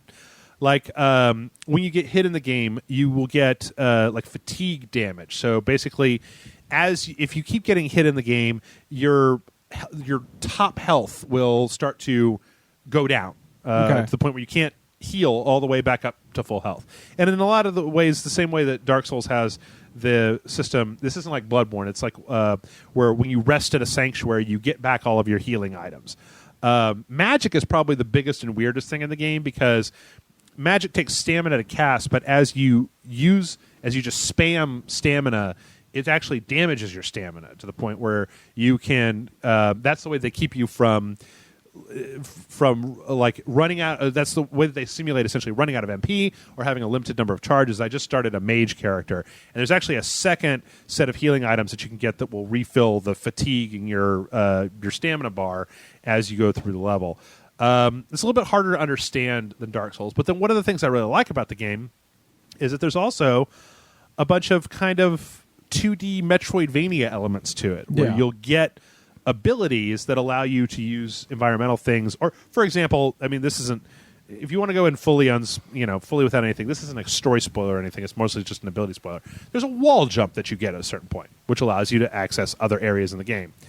There's also an interesting system where you can basically customize every one of the like bonfires that you stay at has 4 slots for vendors. So there'll be like a blacksmith or like an item store or like a guy that'll teleport you to any of your other bonfires. And you can fill up each individual sanctuary with these particular statues. What's really interesting about that is that every one of those different statues provides you with a different bonus in the level that sanctuary presides over. Yeah. So like certain statues will give you like a blocking bonus, or some of them will give you more salt, which is your upgrade material. What's also really interesting, and what makes this game a little bit less demanding than maybe the Souls games, is that you actually have 2 upgrade components. You have gold, and then you have salt. And salt is your equivalent of souls in this game, which is how you do your level upgrades. Yeah. The other interesting thing is that because there is no online summoning other people into your game, you just upgrade, right? You just get more, you just can continue to over-level yourself, right? Yeah. Because you don't have to worry about being within summon range for other people or anything like that. So I tend to find myself leveling up way more often than I would. Like in Bloodborne or in Dark Souls, you kind of have to make that question of like, do I want to put this resource into leveling up? Should I be using it to buy like upgrades for my weaponry or new armor or new equipment? That stuff has been simplified in a way that I feel like is a lot more friendly to new people. And the other interesting thing about it is that unlike like the game is broken up in RPG as far as you've got a strength and a stamina, you've got health and stamina, strength and dex, wisdom and intelligence, kind of like Bloodborne, right? Except skill is that. So you don't have any poise or any of the like weird other stuff that Dark Souls has that can get a little strange to people who haven't ever played the game before. You open it up, you've got this big, wall full of stats. There's only those stats.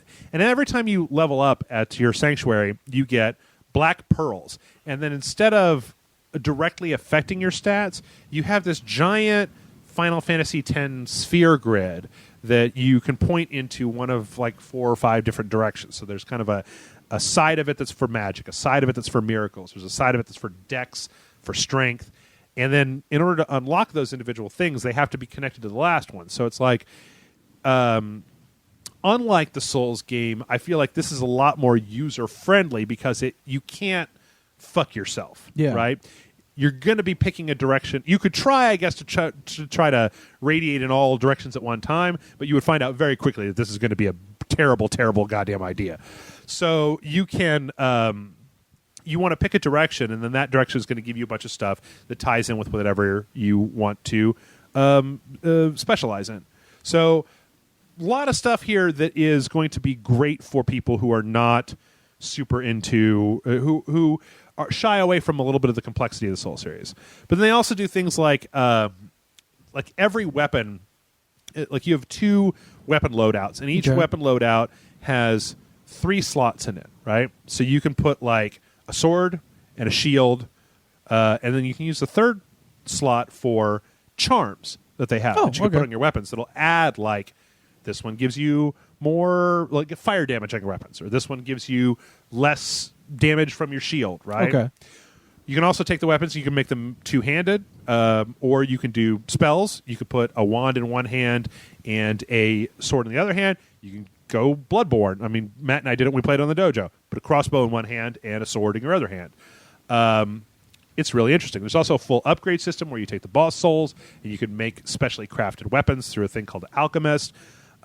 It's really just, there's a lot of systems going on there, and they all fit together really well. Now, all that being said, there's a few downsides. And I feel like the biggest downside is the fact that because the game is 2D, there's less environmental storytelling than you're going to see in a Dark Souls game, because it has to be concerned with making interesting levels, right? Yeah, it has to be interesting for you to look at and traverse, as opposed to a 3D world where you can have interesting things that don't really affect how you view the game. Right. Like just for example, like the backgrounds in most levels are just a static, you'll have foreground items, and then you'll have the background is just kind of like your standard 2D background, right, in like a castle or something. That is a little disappointing, but then they kind of make up for that by the fact that they have like, so you know how in the Souls games your item descriptions are like where most of your flavor text is coming from, right? Okay. Every upgrade pearl in the entire upgrade tree has flavor text attached to it. Oh, that's nice. Every item has not just like 2 paragraphs, but a full paragraph. Oh, Jesus. Not only that, they also have a bestiary, so you can actually just go look at a full description inside of the game for whatever that enemy is. Jesus. Now that, of course, I think leads to a much more directed storytelling experience. But again, I feel like that's the sort of thing that maybe some people want, right? You don't want to have to puzzle out. Like, I remember the first time I beat Bloodborne, I was like, the fuck just happened there? I don't understand anything that happened in this game. Whereas it's a lot easier to figure that stuff out inside of Salt Sanctuary. Yeah. So far, I've built a melee character that's dodge-focused. I built a heavy armor character, and I built a mage character. I haven't really gone with Faith yet. There's not quite as many... Like, my mage character has been the one that's been kicking the most ass, and this should be telling to people. I've been using the same few spells over and over and over again almost the entire game. Yeah. They've gotten more powerful. I've just been fucking crapping down bosses like there was no tomorrow. But... So there's not a hell... Like, I feel like you're going to pick a path and you're going to kind of stick with it. So... And, like, coming off of Bloodborne, I'll say that while there is a combo system where, like, if you have a sword, right, square, square, square does something, but square, square, triangle, because square and triangle are your heavy attacks, or X and Y in the case of the Xbox, or PC, I guess, because this isn't on the Xbox One, do different types of attacks that'll, like, XXY when you're doing the square, square, triangle, when you have a melee weapon, pops your opponent up into the air, and then you can slam them back down again. So there's actually a lot of depth in the combat that happens on a vertical plane as opposed to the horizontal plane. Kind of reminds me of what you're describing reminds me of Dishwasher. I don't know if you ever played those games. I did. And that's what Dishwasher was, his attempt to make a 2D Devil May Cry. And so it was a lot of air juggling. Okay. But that kind of thing where you knock them in the air, you hit them a couple times, and you slam them down kind of thing, all with a samurai sword. Well, like there was a particular boss that I was fighting that did a lot of like ground-based attacks, and I found that if I jumped And if you jump and you hold down, like if you're using magic or a bow and you hold down the button to aim, you can actually manually aim with the right stick where that thing is going. And I found it to be really easy to stay up in the air and avoid some of his ground attacks and then hit him and then come back down at the right time. The art style is a little strange. It is the art style of the guy. Yeah, it's very sketchy, very dirty, very rough. It's a little weird. It's not quite as striking. Like I almost like the way this guy does faces. Like there's a lot of the enemy designs that are really cool. Yeah, like the way this guy does faces. It puts me off a little bit from time to time. I can also say that Bloodborne and Dark Souls have fantastic music. This has okay music. Like it's pretty decent. Nothing to write home about, though. Okay. Nothing that I would, really be up in arms about. So all in all, I mean, I've had a really good time with the game. Like, I'm looking forward to going back and trying a build that's maybe primarily focused on ranged attack. Looking at a build maybe that's doing like two-handed, like pole axes and stuff. It's easy to get into, and even if you're not a big fan of the Souls series, I feel like because of the way that the leveling is set up, it's a lot easier to play the game without screwing up your character build. Okay. So yeah, I would probably recommend it. I'd probably give it like a higher score. Maybe that's what I'll say instead of doing direct stars, right? But I feel that it's really worth playing, especially if you're looking for something to tide you over during the Dark Souls times, right? Interesting levels. I think I'm about 75% of the way through the game. I did get stuck today, John, in an area where like the actual 2D platforming part of it has kind of ground me to a halt because I'm like, I just can't figure out where the fuck I'm supposed to go next. But other than that, I've been having a really, really good time with it. I would like it if it had, I don't know, the online multiplayer is something that I kind of miss a little bit, and it could just be that, as with most of these games, that magic is super overpowered, but ever since I switched over to a magic character, I've just been tearing bosses like front to back without, almost no effort whatsoever.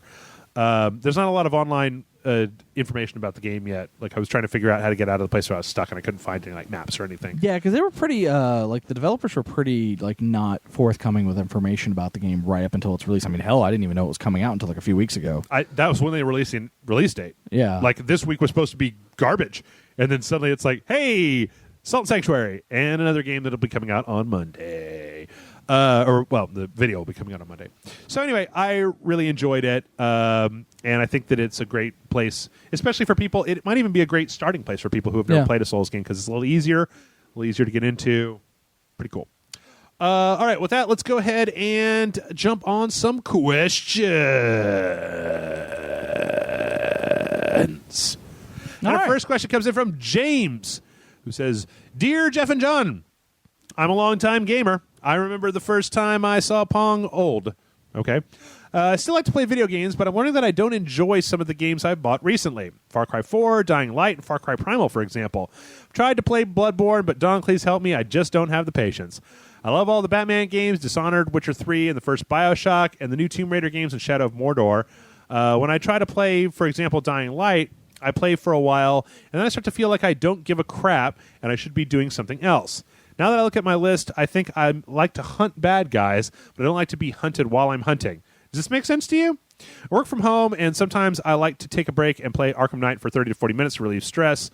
Considering my taste, do you know of any other games that I could play like this? Based on what I've said, and that I'm an Xbox One guy, should I play Destiny? Thanks, James.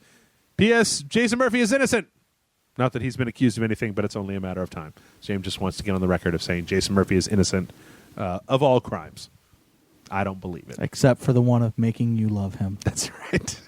He's guilty. He's guilty of that. So it was interesting because I picked this question out after we talked last week about The Division. Oh, by the way, really briefly, dude, fuck The Division. I don't know how that game has an 85 on fucking Metacritic. It's just the same mission over and over again. Anyway, where I've been thinking, and I've talked to you about this at length, about the difference between games like Far Cry that are very repetitive and just doing the same thing over and over again, and games like Bloodborne, where and it's not. You know what? Legend of Zelda: Twilight Princess is also a perfect example of this. The levels in Legend of Zelda: Twilight Princess have different types of enemies, different types of puzzles, require you to change up the way that you're doing things. They have puzzle elements in between combat elements, and then certain enemies that take advantage of certain types of attacks and things like that. I feel like there's a certain number of games out there that just expect you to do the same combat encounter over and over and over again. And the stuff that he's listed here really does fall into that category. Far Cry, I mean, Dying Light I appreciated just because of the ultra violence for it, but yeah, you're just, you run up this zombie, slash that zombie in the face, slash Surprisingly enough, I found out they're doing an HD re-release for not Dying Light, but like Dead Island. Dead Island 1 and 2 and Riptide, yeah. But I didn't know that and just found it out today. But yeah, anyways. But I feel like that might be what he's talking about. Yeah. I mean, even when you look at Batman, especially Arkham Knight, Jesus. Yeah. When you get into those fights later on and there's like just a shitload of different enemies that are fighting you where you have to train yourself to be like, okay, well, the shields, I've got to run up the shields. The guys that are big, I need to dodge out of the way for those. These guys, I want to use batarangs. These guys, I want to use this. I want to stun these guys. And it all requires you to make those decisions really quickly. Or on the Predator maps, right? You've got different enemies doing different. I've always thought the Predator maps were a great idea that they haven't iterated enough on. But like, say in the original Arkham Asylum, it's been so long since I played Arkham Knight, it's not as etched in my brain. Like, as you play Arkham Asylum, it gets to the point where later on, when you're in those Predator rooms, and if one guy goes missing, those guys start blowing up the perches that you used to get away before, right? Yeah. So they start changing the environment, forcing you to come up with new strategies. Yeah, they start throwing grenades down in the grates. Right, right. That's all in Arkham Knight as well. Yeah. So I mean, they'll if you're attacking their people in a specific way, they'll be like, all right, cool. What's around that he could fuck with us from? There's a grate over there. Throw a grenade in there. Right. There's a wall that's a little bit that may not be fully like like maybe thin. Break it. See if he's in there. Yeah. And then shoot him to death. If there's a perch, blow up the perch. Yeah. I mean, I think that within Arkham Knight, it's perfectly encapsulated in the fact that the Batmobile missions are kind of the same thing over and over again. Yeah. And most people are like, meh, right? Yeah. So I feel that what James is really describing here are games that continually force you to change your tactics and change the way that you're playing the game, or not even change, but just evolve, right? Yeah. Because like I was talking to Matt Frank about this, in Far Cry Primal, you get to a point where I know how to beat all of the enemies in Far Cry Primal. Yeah. So it's not fun because it's not as engaging. It's just going through the motions. You're going at this group. I know exactly how to beat 2 arrow guys and a guy with bombs, right? So I'm just going to walk up, I'm going to do that, and then I'm going to go forward.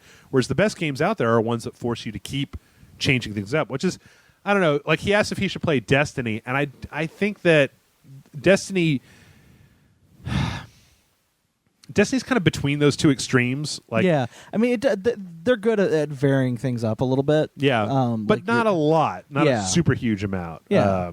Like, it's the first time that you run through each area and you find the new factions and see how they operate as opposed to the old factions. That's fun. But then eventually you just, it's business as usual, and here's another tank, right? Here's another group of these particular guys. Plus, I'm also learning after the Division that I'm just not a fan of games that expect you to, like, shoot the same person with a machine gun for, like, 10 minutes in order to kill them. Yeah. Like, ugh. So I don't know, James. I don't know. Xbox. I don't know. What do you think? Destiny. I'd say maybe. Maybe. I don't really know. Get it on sale. Like, see if you can find a bundle on sale later this year that has the Taken King and Destiny all together. But yeah, I mean, as far as games that are on the Xbox that are that are pretty good, I honestly I don't know. I mean, here's the thing. Like, I can even say that like a lot of the games I like do get repetitive, very repetitive in like bad ways. Like Mad Max, I fucking love Mad Max, but that's fucking repetitive as all hell. I'll admit that. I like Sunset Overdrive. Kind of also very repetitive as well. The variety of Sunset Overdrive is mostly based on like what you do. Yeah, like it's you doing different things as opposed to you having to take different tactics. It's and I feel like you do different tactics not because the enemies require it, but just because you're bored and want to try something different. Right. And it really works and really rewards you for doing that as well. Yeah, and I guess I'm not saying that there are other ways that a game can be engaging without that. Yeah, and I mean, and like another game I really like that a lot of people hear, Hand of Fate. It's a card game, one aspect of it, and then you go into the Batman style fighting, and it's literally just you're put in a room and you're fighting. You have to figure out how to fight those people, and then you go back to the card game, travel and stuff, and then it's that one's pretty fun too. If I'm not mistaken, it was on the. It was Xbox One Games for Gold a couple months ago. But good lord, yeah. But I mean, like I don't know. Like this month, the games for Gold are Crimes and Punishment, Sherlock Holmes, and that one Dark Souls ripoff. What was it called? Lords of the Fallen. Lords of the Fallen is the other one. It just got put up within the last couple of days this week. Okay. Lords of the Fallen is pretty good. And then on Xbox, I don't remember what the other one was, but I know one of them was Borderlands, the original one. I'm going to say, I'm just looking at a list of like the top-rated games for the Xbox One on Metacritic. If you haven't played Guacamelee is fucking awesome. If you haven't played Ori and the Blind Forest, that's about 4 hours worth of like nice fun that evolves over time. There's a few irritating parts of it, but it's pretty good. If you haven't played Shovel Knight is fucking fantastic. Yeah, Shovel Knight's really good. Those are all like indie 2D games, 2D Metroidvania games. Did he say Shadow of Mordor? He said he liked Shadow of Mordor? Yeah. Yeah, okay. So you played and Shadow the new of Mordor. Tomb Raider games. And the new Tomb Raider. I'm trying to think of other stuff that's on the Xbox One that might... there's SteamWorld Dig, which is kind of Metroid Minecraft-vania. Far Cry 4. Yeah. Having a hard time here. Lego Dimensions is pricey. Did you see there was some new Lego Dimensions this week? Yes. Yep. I almost bought some. Toys R Us was having a sale, and I had to hold myself from doing it. Yeah. Yeah. Wolfenstein: The New Order. If you haven't played that, yeah. Even the Old Blood. Really enjoyed that. Yeah, or Old Blood. Let's see. Banner Saga, Watch Dogs, Assassin's Creed Syndicate. Banner Saga's good. Okay. Dead Rising 3 is a game that I fucking love. You know what? Yes. Dead Rising 3 is fucking awesome. I fucking love Dead Rising 3, and it goes kind of counter to what I was just saying about doing the same thing over and over again. But it's fucking, like, every time you build that motorcycle with the big steamroller on the front of it and just go mowing down zombies, like, there's a certain amount of doing the same thing over and over again. Well, Dead Rising 3 is fun for the same reason that, like I said, Sunset Overdrive is fun. Right. It's less about having to come up with new ways to kill things because they're just they work differently. Right. It's more of, I'm bored killing things the way that I have been. Let's find a new way to kill things. Yeah. And for some reason that's not a negative when you say it like that. Like, it sounds bad when you say it's like, oh man, you get bored easily and want to, but it's like, no, you want to find new ways to kill things because that's part of the enjoyment of it. Right. Yeah. I mean, I really enjoy. But see, you know what? I might have to disagree with myself. Is that Dead Rising 3 also it keeps evolving and getting more interesting as time goes on. You get more recipes, and you're able to build new and interesting. There's the DLCs that are really good. There's that one that's making fun of a Street Fighter. It comes all the Street Fighter costumes. Oh yeah, I never played any of those. Oh my god, it's so crazy. But yeah, if you haven't played Dead Rising 3, I think that game is hella fun. And what I was saying before is that I feel like there's a certain amount of the monotony of doing a thing over and over again that can be mitigated depending on how good the thing that you're doing is. Yeah. Like, to this day, I don't get tired of watching heads blow up in Fallout 3 vats. I must have seen that shit for hundreds of hours, and I'm still just like, your head blew up, you dumb idiot, dumb raider. And the same is very true of, it takes a lot for me to get tired of driving down a highway, just making an oil slick of the blood of zombies. Yeah. Also, the bosses in Dead Rising 3 are so strange. Like, the way that Dead Rising 3 sees the world is so weird. Yeah, I love the porno maker who wants you to get like to track in a female and a male zombie. Oh yeah, and he's trying to make a zombie porno. Yeah, like, it's so fucking crazy and great. You might think about Resident Evil Revelations 2. I haven't played all the way through it, but what I did play seemed like it was good, especially if you've got somebody to play it with. Also, knows Transformers Devastation on this list, which I think is a little repetitive, but it's also very short. Shadow Warriors out for the Xbox One. If you haven't played that, I really like that game. I find it highly enjoyable. It's going to be a sequel in a really really ridiculous way. It's funny how I have to get all the way down into these the 70s before I start finding things that I really liked. Anyway, I figure that's probably enough. For you. If you finish all those, you let us know. Let us know if we had anything. Any clunkers. Yeah. Or any good ones. Blood Bowl 2, Fortified. Okay. Anywho, next up, this one comes in from Wiener Schnitzel, who says, Dear Jeff and John, after everybody got excited about Spider-Man being in the new Civil War trailer, it got me thinking about the Marvel mutants. First off, how the hell is it even possible to have a trademark on the word mutant? Mutants are a thing that exists in the real world. There are tons of mutated living things in reality that themselves sometimes have a patent on them. So how is anybody able to trademark a whole concept of genetics? The second thing I was pondering about, and probably something you are more likely to answer, why does everybody want mutants in the Marvel universe? Don't other people with superpowers kind of negate the whole point of the X-Men? Because they're no longer particularly special compared to other superheroes / villains. They just got their power in one particular way, but why would the public shun mutants and not, for example, Spider-Man?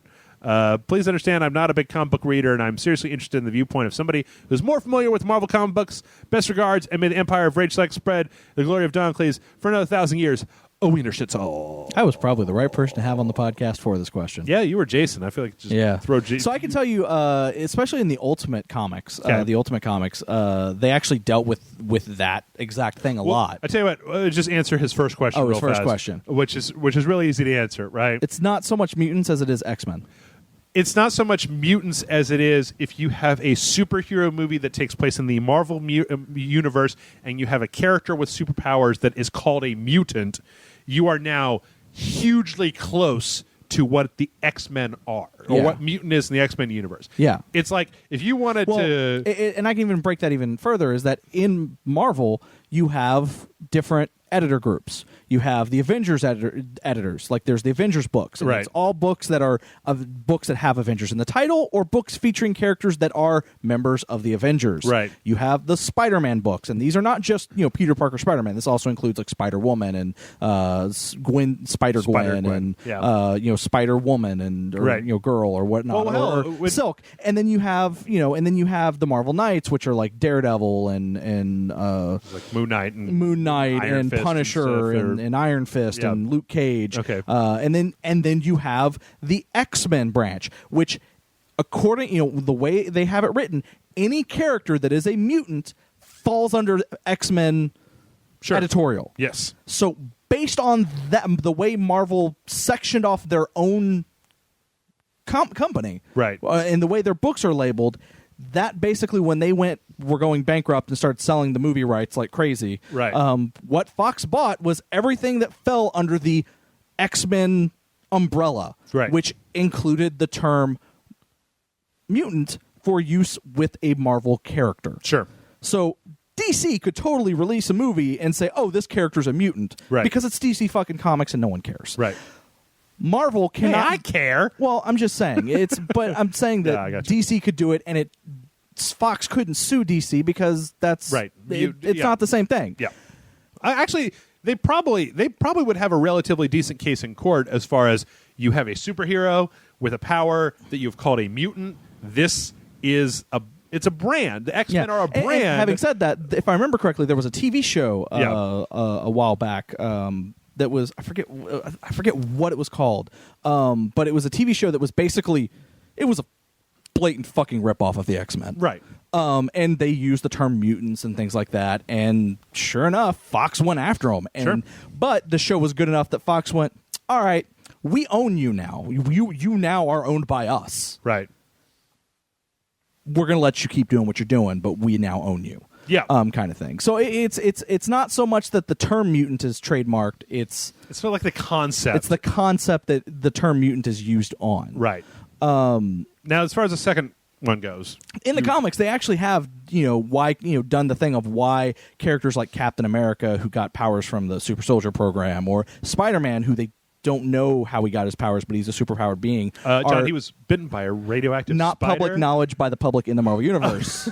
I know how he got his powers, but I'm saying in the Marvel Universe why the public would go, oh, I hate a mutant, but this guy's okay. Right. Even though he's got, shoots webs, yeah. Crawls up walls and shoots webs. I seem to remember in the Ultimate Universe that there was actually some stuff written in there about like there's actually a point where Spider-Man is webbing around and someone says, "Go home, you mutie," and throws a thing at him and hits him in the head. And he's like, "What the fuck?" Yeah. And they're like, "Yeah, get out of our town, mutie, you suck." And he's like, I don't think I'm a mutant, guys. Right. He's like, and then he meets the X-Men, and the X-Men, he's like, "So, am I a mutant?" And they went, "Do you know how you got your powers?" "Yeah." "Was it because you were born that way?" "No." "Then you're not a fucking mutant. Shut up. Go away.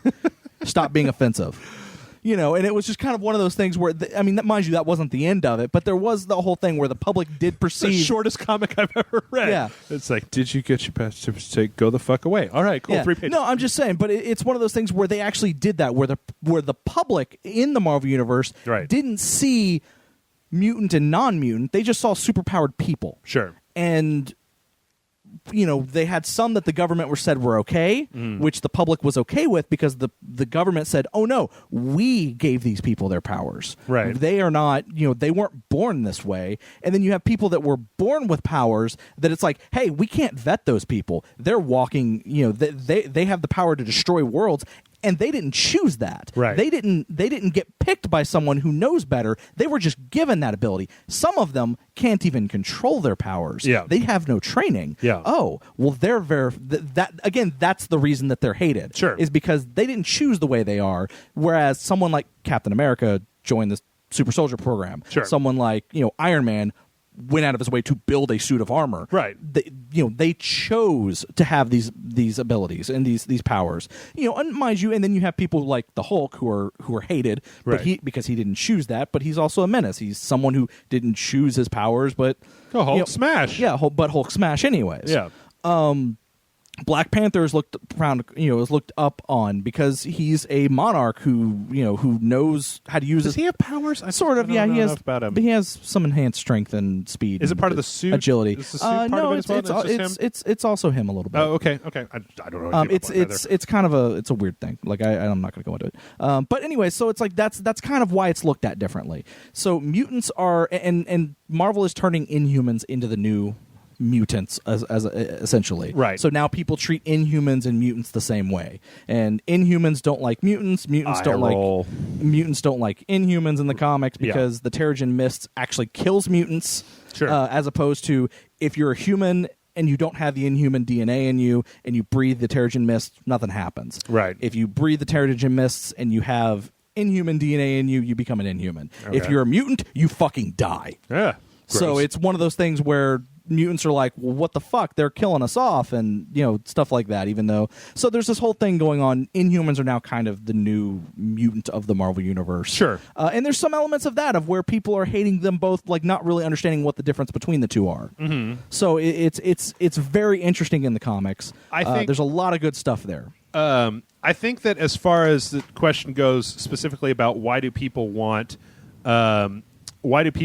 mutants in the MCU, for my money, I can answer that question that there are a bunch of people who are mutants who have been in the Avengers. Yeah. And like Scarlet Witch and Quicksilver are mutants. And so well, not anymore. Well, yeah.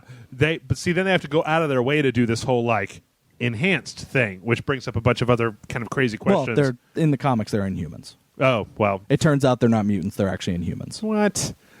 Anyway, but I mean, for my money, it's just like there's a bunch of X-Men stuff which would be nice if this entire, because the big Marvel universe is very much separated into individual kind of sections, right? Yeah. But then it all crosses over itself in a bunch of great ways. Yeah, and that's the great thing about the Marvel Universe is that, in the early days of the Marvel Universe, when Marvel was first being written by Stan Lee, he would, the artists there would be drawing Spider-Man webbing across Manhattan, and sure. As he's webbing over Hell's Kitchen, he sees Daredevil in the background doing flips over a building. Right. And that's the extent of it. Yeah. It's like you just see him in the back of the panel. Right. Like they don't have to interact, but the idea that they could right. is what is that appeal there. Well, and people want to be able to see Wolverine interact with Captain America. They want to see Cyclops interact with Iron Man. I want to see Daredevil from the Netflix series interact with the Avengers, man. Yeah. Like, if fucking Black Widow can be in there, goddamn, Daredevil can be in there. But in any case, I think that for my money, I like the idea of these universes being able to kind of spill over into each other a little bit. Like, I like the idea of, of fucking Tony Stark and Mr. Fantastic having a conversation, or being friends, or just existing in the same universe. I think that's why people are so like flipping their shit for Spider-Man, because Spider-Man is a very iconic character, and he literally lives in the same universe as the goddamn Avengers, and yet he's been cut out of that due to what I feel like a lot of fans are looking at. They're like, yeah, I don't give a fuck what you did with your stupid business deals back in the 80s or 90s. Spider-Man and the Avengers live in the same fucking town, right? Or did the Avengers live in New York? Yeah. Okay. Like, unless they're the West Coast Avengers or the Great Lakes Avengers. Right. Squirrel Girl. Right. I know about you and was it Great Lakes Avengers? Yeah. It's just so strange. Anyway, I really like the idea of them all being able to be in the same universe and being able to have those crossovers happen, because it also gives you a lot more diversity. Like, it would be great in the Avengers, because I know that fucking Downey's not going to be down for many more of these, right? I think I don't think there are going to be any more Iron Man movies. I think he's strictly Avengers movies from here on out. But even Avengers movies, there's going to come a point where he's not going to want to be there either. Yeah. And the same is true with, Captain America. Or anybody have Scarlett Johansson. So it'd be nice to be able to start bringing in iconic characters from other parts. I mean, Beast was an Avenger, right? Yeah. There have been plenty of X-Men who have crossed over into Avengerdom, right? Fuck, man. Bring the Fantastic Four in, and let's get to the point where I can have a new goddamn Fantastic Four movie, because that would be weird. One that doesn't suck? Yes. No, like the new Fantastic Four. Oh, Hulk okay. and Ghost Rider and Wolverine, and who was the fourth one? Spider-Man? Spider-Man, yeah. Spider-Man? What a fucking weird team that was. Yeah. But yeah, no, and I'll tell you what, I would love to see a movie where it's Chris Evans and Hugh Jackman, World War II, talking about how they met in World War II. Right. Kind of thing. Like, that would be fucking awesome. Yeah. Yep. So anyway, we'll see. Well, actually, no, we won't see. Fox won't do it. Fox has been very public on, nope, we're not doing it. Yeah. So let's go burn down Fox. Yeah. We didn't burn down Fox. Disclaimer. All right, this next one comes in from Katie J, who says, hello, SSV Rage Select. The next few months where I live are going to be great for rock and roll. Yeah. I'm going to a few concerts to see some of my favorite punk and metal bands. I'm always looked at like a deranged creep when I tell people I work with about my concert experiences, ranging from Guar's Glorious Fake Blood Fest to the Old Metal Gods Still Kicking Ass to even a Satanic Sacrament from Ghost, which I assume is a band name. It's Ghost, capitalized. yeah, no, they're big right now. Ghost is fucking awesome. Okay. My question for you guys is, what are the best and craziest concert moments you guys have had? Loyal fan to the end, hails and horns, Katie J. I got to hang out with Dave Brocky, a.k.a. Odorous Youngris, on his birthday. What? Yeah. Was he cool? Yeah, no, him and the entire... so they were doing a show as the Dave Brocky Experiment, not as Gwar. Mm-hmm. And it was Dave Brocky, the guy who plays bass is Balsack on Gwar, and the drummer of Gwar. Okay. I apologize. While I love Gwar and I love their music, I'm not familiar with all their names. And the only reason I know Dave Brocky's name is because of his political stuff that he did for a while. He would appear on I think Fox a couple times as Dave Brocky, and then also the fact that the band name was called Dave Brocky Experience for his side band. Me and a friend went to go see him. Basically, we hung out, we're talking to him, we're helping him with stuff, and then they were just like, "You guys are cool. You want to come hang out and go, hang out, and we're just gonna go back." By the way, it's Dave Brocky's birthday, and we're like, "Yeah, sure." And we went back to their place and just watched "I Love the '80s." Nice, the entire night. It was weird. It was a great end to your rock and roll story. I went and hung out with the lead singer of Gwar. What'd you do? Watch VH1. Yeah, we watched VH1. I think they might have done some cocaine at some point. Oh, okay. But we watched VH1. You didn't do cocaine with Gwar? are. No, I don't do drugs, man. Are you not Dr. Roxo, the rock and roll clown? No, I'm not. Oh, damn it. The only closest other thing was there was a punk show that I went to, and I can't remember the lead singer. I can't remember the band. Yeah. They opened for the Vandals, and there was this guy in like a punk outfit who very clearly didn't like the band and kept like spitting like loogies at the lead singer. Damn. And at one point, the lead singer stops the band. Goes, no, I'm sorry, I don't normally stop these in front of the in the middle of a song, but dude, you've spit at me twice. Oh. You do it one more time, I'm going to jump off the stage and beat your fucking ass. And the guy kind of made this, whatever, man, I don't need this kind of thing, and walked off or whatever. And basically, then like they started playing another game, and as soon as they started playing, walked right up to the front of the stage, spit in the guy's face, and actually hit him in the face this time. Yeah. Guy drops the microphone, doesn't say anything to the band, drops the microphone, jumps off stage, punches that, and just starts beating the shit out of the guy. And no one is doing anything to stop it. Yeah. It was amazing. Wow. Okay. And this was like one of my friend's first punk shows to ever go to, and he's like, does this happen all the time? I was like, no, but it is amazing. I've been to a shitload of shows. I used to go a lot more often when I was a kid. I have some, I guess I was thinking while you were talking of some mini stories. I got to see KMFDM and Rammstein at Liberty Lunch. Nice. I think Gravity Kills opened for them. I've seen Gravity Kills live twice in my life, and I'm not proud of that because they had that one song, and it got real irritating real fast. You know the song. I probably do, but I can't think of what it Guilty is the name of it. I'm guilty. Anyway, it was funny because I remember somebody telling me that in the United States, Rammstein opens for KMFDM, and in Germany, KMFDM opens for Rammstein. Well, yeah, I mean that's kind of like back in the back in the 90s when I was still in high school or whatever. If you were here in Texas, Bad Religion opened for Blink-182, but if you were up north, fuck you, Blink-182 opened for Bad Religion. And that always pissed me off because like, god damn it, I want Blink-182 to open for Bad Religion. And I remember that was amazing, especially when Rammstein came out, because they were doing they started with the Du Hast, right? Yeah. And the guy had this big jacket where like halfway through he had a jacket, and then he had the 80s sunglasses with like a laser pointer in them, like a nice. Terminator, right? And then he came out and he started singing, and then halfway through he like raised his arms up and his jacket caught on fire all the way down both arms. Oh shit. Yeah. And then he took it off and he had like a fake wang that he was spraying the audience with stuff. It was pretty cool. And then came FDM. They were fucking awesome. Let's see. I actually saw Helmet at Liberty Lunch too, which was the first time I ever was in a mosh pit. Yeah. And that was fun, but it was like, I don't think it was like an extraordinary show or anything. It was just like, I was 17 and it was the first time like I got to do this, and it was awesome. I got to see them be Giants at the Texas Student Union Ballroom here in Austin. Nice. Which was the perfect venue for them. It was when I think it was Factory Showroom Tour, and it was great because that's a great album, great songs. They had like Confetti Cannon. Yeah. They had one song, this is the name of a Giants song called Exquisite Dead Guy, where they did the whole thing holding up these giant poles that had these like doll heads on the top that were singing the song.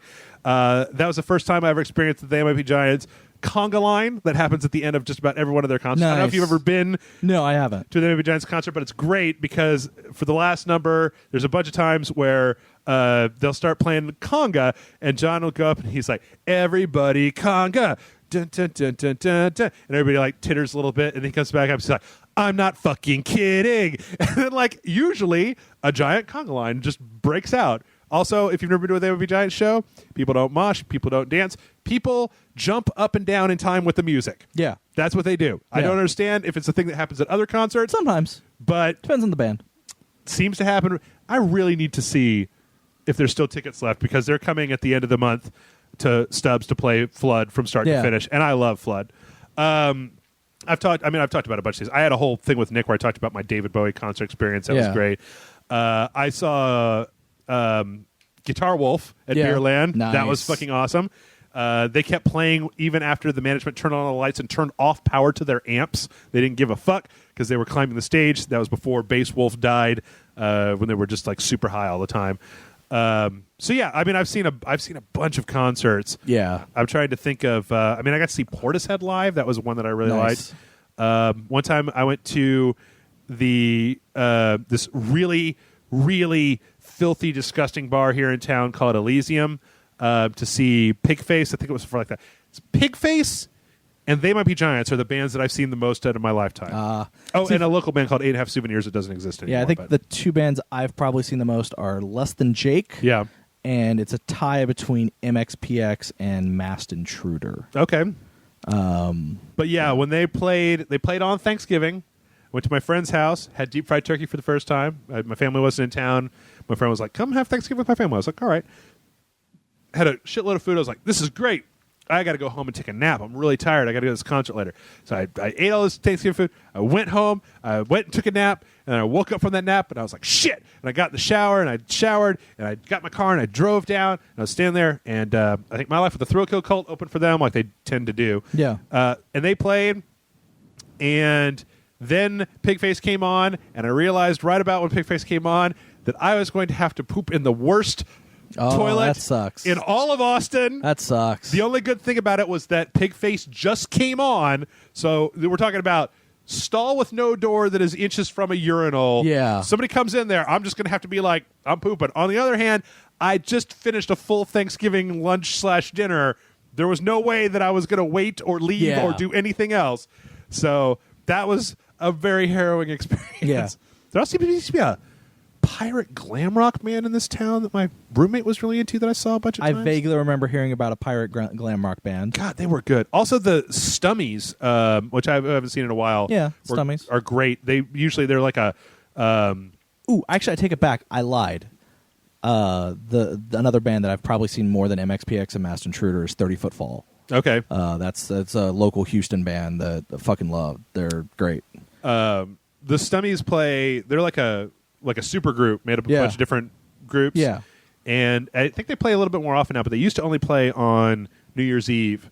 And it's just like this punk rock band playing all these 80s songs. Yeah. So all these like weird, crusty punk rock band people come. And then it's the first time I've ever seen an audience full of leather jackets and nose piercings singing along in full earnestness to Don't Stop Believin' by Journey as renditioned by this punk rock band.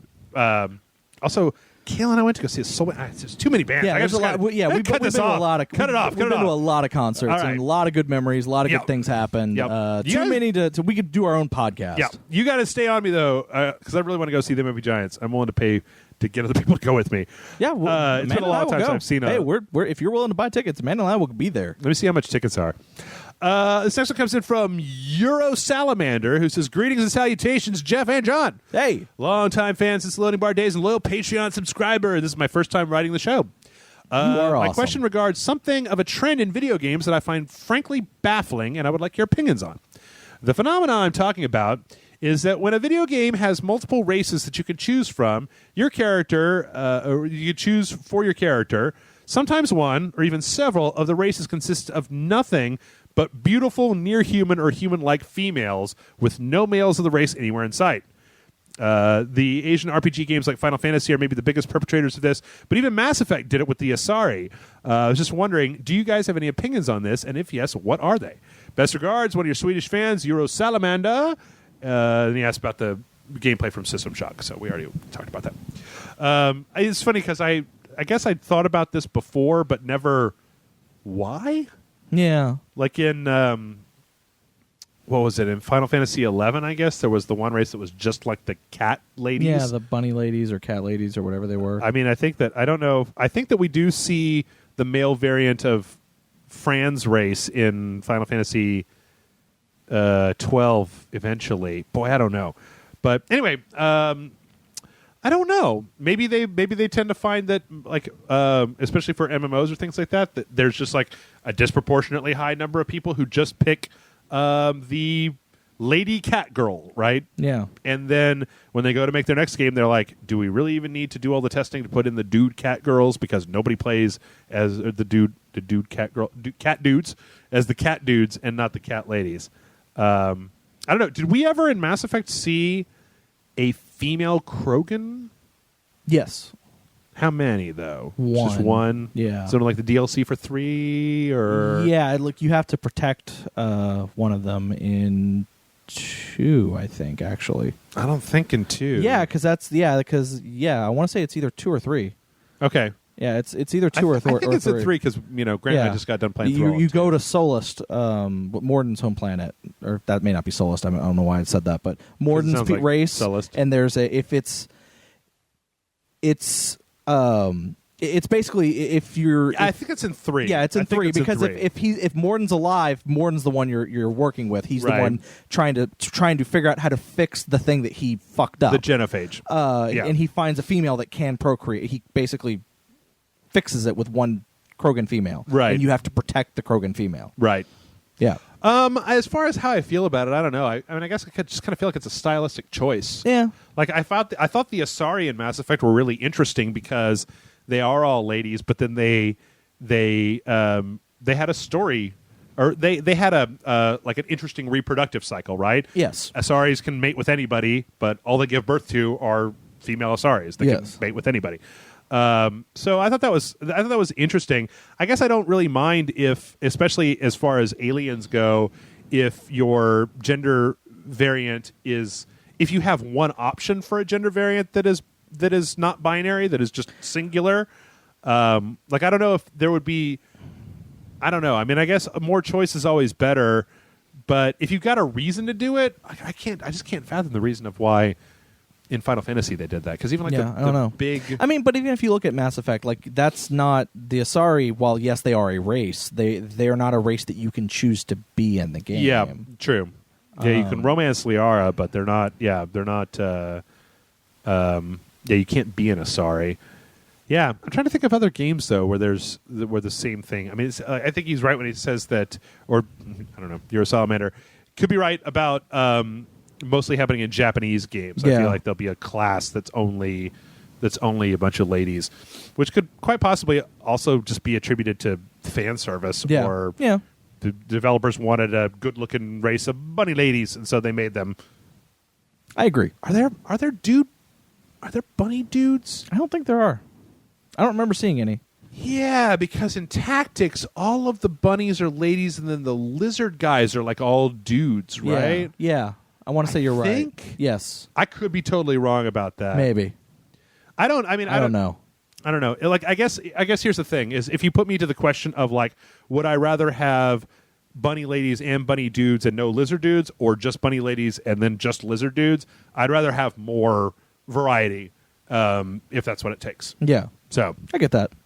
All right. Our next one comes in from Danny the Bespectacled Gamer, who says, good day to Jeff and John. And this is actually a direct response to our talking about Ghostbusters and 80s comedies last week. Okay. Says, I have more of a comment and a follow-up question for you. The comment refers to last week's question about whether or not comedies of decades past are simply better. Being a child of the 80s, I would have to say yes. In all honesty, though, we tend to look back at entertainment like the oldie station, which is to say we are remembering the greatest hits and promptly forgetting the garbage. There's a lot of garbage. That said, I will hold a lot of films close to my heart because of how they affected me at the time. My question is this. Have you ever went back to watch something that you adored as a child to find that it is absolutely no bueno today? I tried to watch the He-Man cartoon show recently. Couldn't do it. Used to watch that show to the point where my mother made me stop, but I couldn't get through one episode. Appreciate the show and keep on raging. Sincerely, Danny, the Bespectacled Gamer. Ronin Warriors. Okay.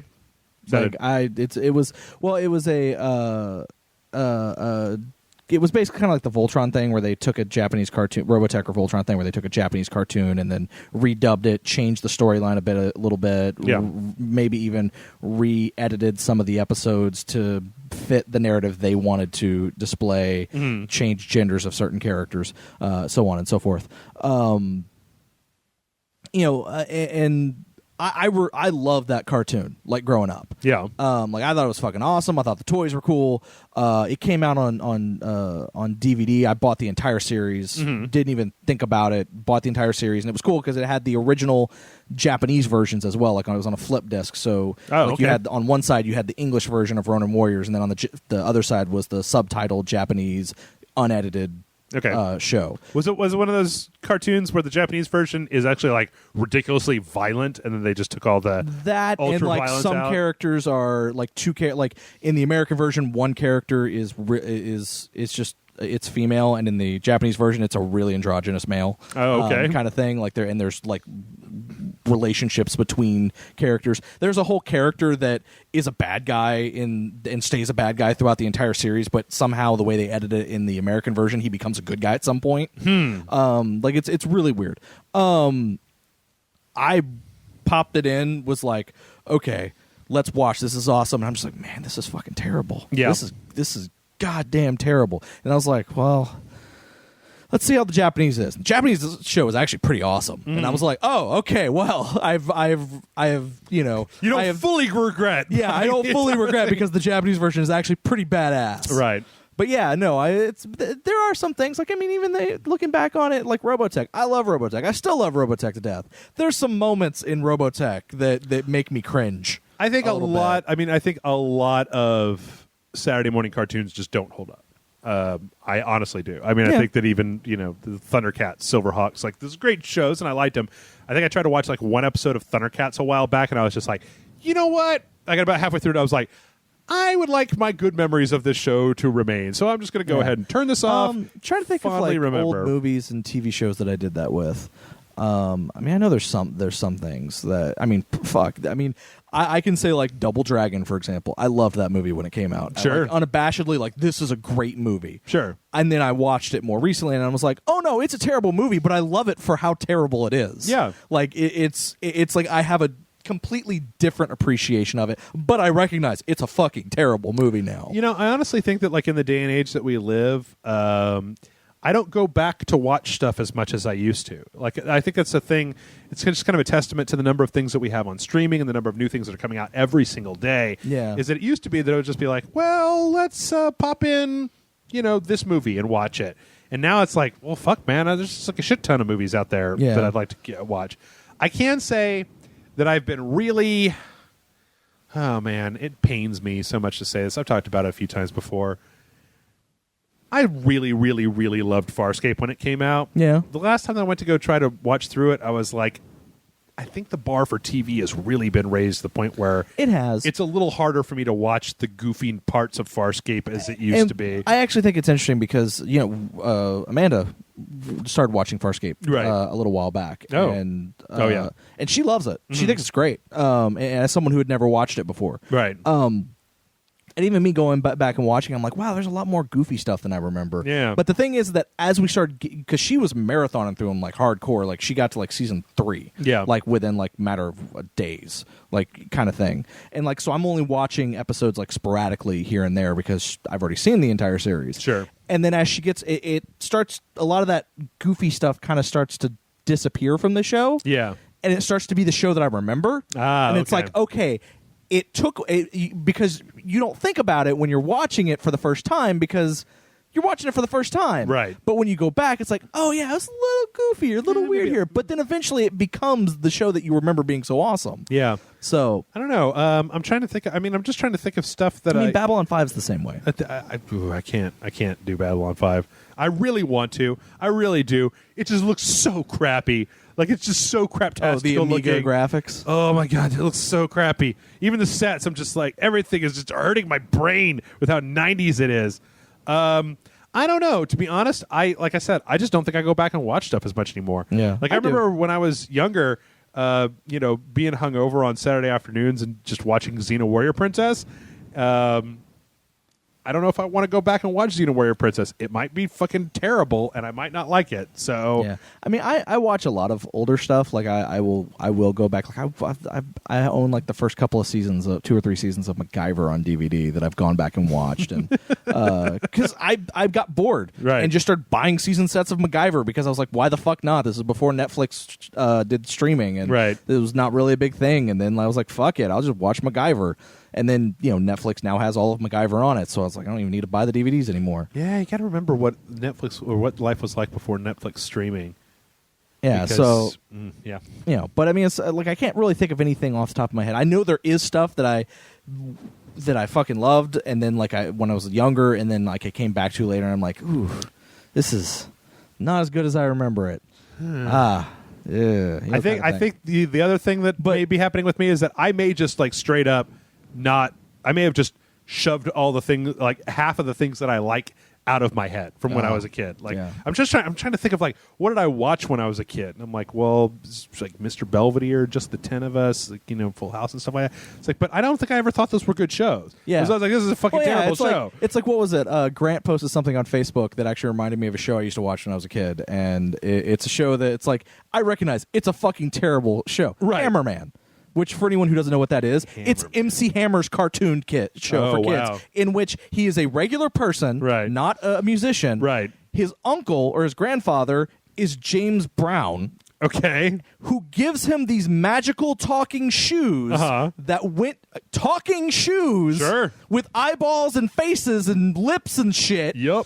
That when Hammer puts them on, he becomes the dancing superhero known as Hammerman. Yeah.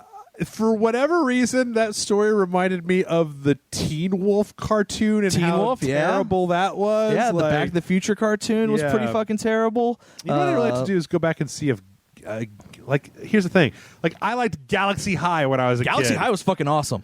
But I don't know, like, there's a part of me that's, maybe the answer to his question is, I'm too gun shy to go back and watch anything that I used to love. I prefer just to be like, fuck yeah, Galaxy High was awesome, and now go back and watch it and be like, oh shit, I was 8. That was what it was. It wasn't awesome. I was 8 years old. Watch Mask, which apparently they're remaking into a new series or something like that. I Mask, prefer Mobile Artillery Strike Command, just to watch the intros and sing along with the theme song. Yeah, okay. You know, that's as much as I need. I don't need to actually seek out an episode of Mask. I don't need to know what Matt Tracker said. Yeah. I just watch that intro with a little. I will say a cartoon that I really liked that really did hold up, like even after coming back to it. I was actually worried was going to be terrible. Adventures of the Galaxy Rangers. It's cheesy, but in all the ways that I remember it being cheesy. So which one is that? It's basically Texas Rangers, but Galaxy. But they're like cyborgs and they have robotic horses, and there's a one of the characters, his name is Goose, and like he's like a clone, and like his race is looked down upon, but he's like one of these guys. It's fucking cheesy, badass soundtrack though. It's nothing but 80s hair music, and it's amazing. Yeah. All right, let's see. I'm going to go ahead and cut one of these. We're just going to do a couple more, and then we're going to be done. This next one comes in from Julio, who says, hey, Jeff and John. Thanks for answering my question from last week. I want to hear you guys' thoughts on traditional turn-based RPGs, or to be more perfectly clear, the lack of turn-based RPGs on the new generation / 7th gen. Back in the 90s, okay, there should be a period there. Back in the 90s / early 2000s, they were the king of RPGs, but now they seem to be scarce and are more catered to a niche audience. With both Final Fantasy 15 and Final Fantasy 7 Remake adopting more of an action-heavy battle system, do you think turn-based combat is dead in RPGs? And do you think that the success of both those games will rule out the possibility of ever getting a turn-based style Final Fantasy game again?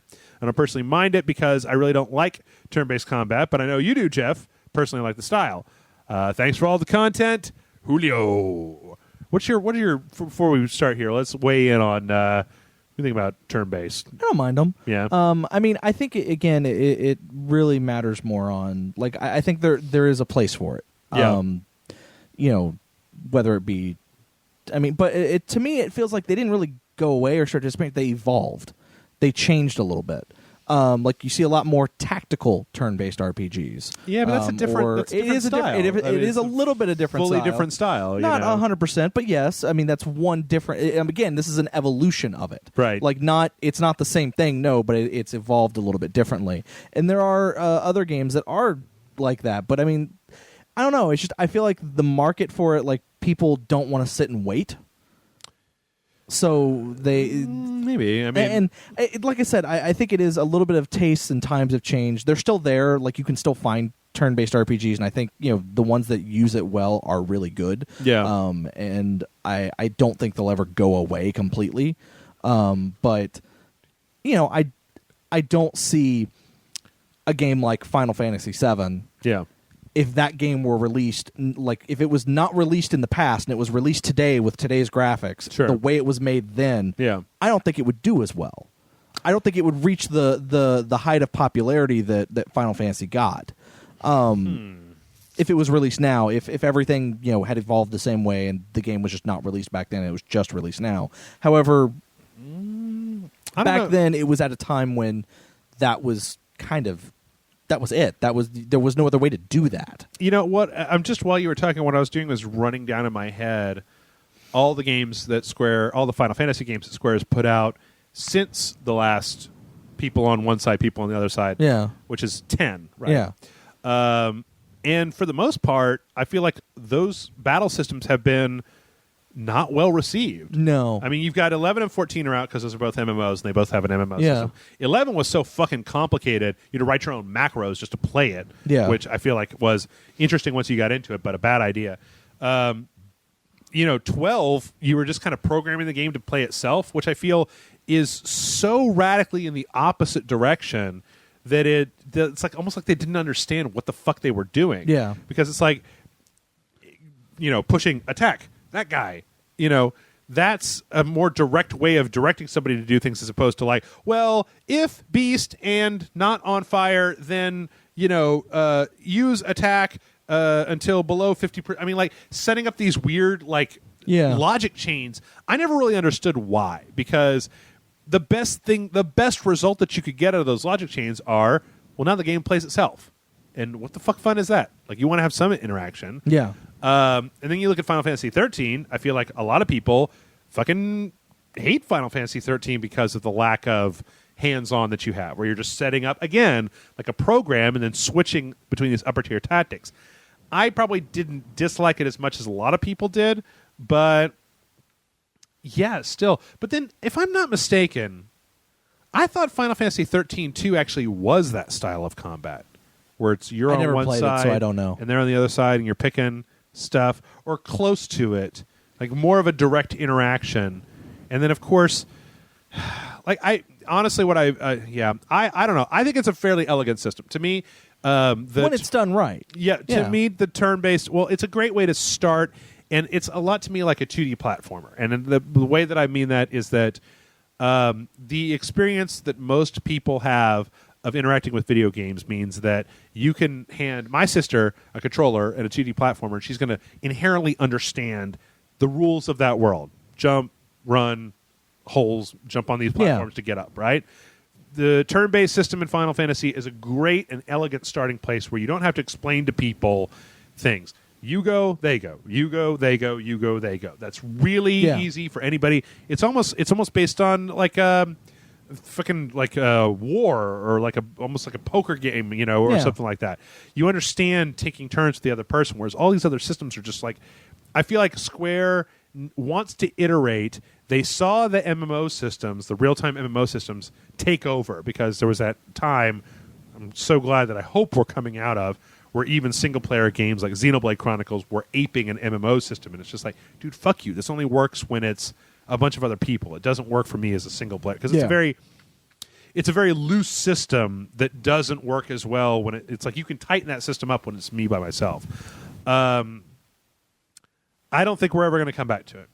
I don't think we're ever going to get back to that like high profile of it. Probably not. Maybe if there's someday, if there's a Final Fantasy that's like Final Fantasy 9, where it's like a throwback, right? Yeah. Where they're doing it like, oh, for nostalgia's sake, here's that whole, that thing that you guys like. There are plenty of other games that do it, but they generally tend to be Japanese developed games, or handheld games, right? But yeah, Bravely Default totally does it and evolves that premise in a way that is really, really excellent and really, really fun. Yeah. But I honestly feel like it was probably created due to limitations of hardware. Yeah. And then phased out as... part of me just wonders if it was phased out because Square's lost their goddamn mind and has no idea what to do with Final Fantasy anymore. That they're so lost as far as what they should be doing with Final Fantasy. So I don't know. I do like it though, and I hope that it comes back. All right, our last question today comes in from Drunk Don from New York. He says, "Hey Jeff and John, I have an odd request.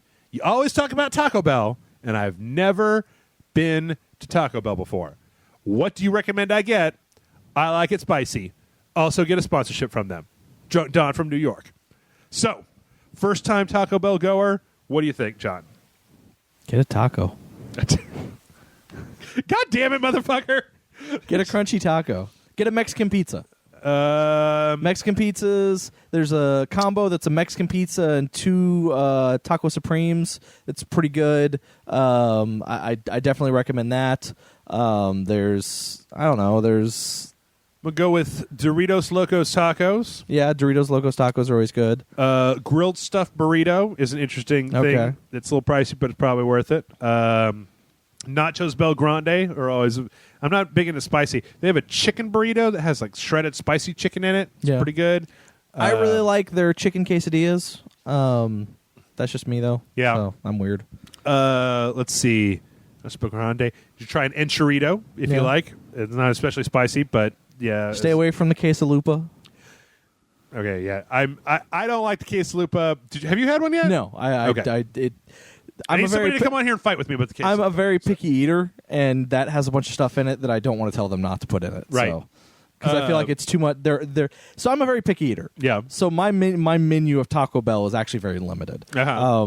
But I'm also the type of person that like I'll order tacos and say, hey, no lettuce, and double the meat, which you can do, and you need to make sure you eat those tacos quick because the amount of meat they put into it shreds the taco shell. Let's be honest here, John. It's not the meat; it's the grease that's coming off of that meat. No, it's dissolving. It's through. dissolves. So you have to eat that shit fast. It's like fucking you shot a xenomorph. And I'm talking like if you let it sit there for a minute, that taco shell is gone. Gone. It does not exist anymore. Totally gone, bro.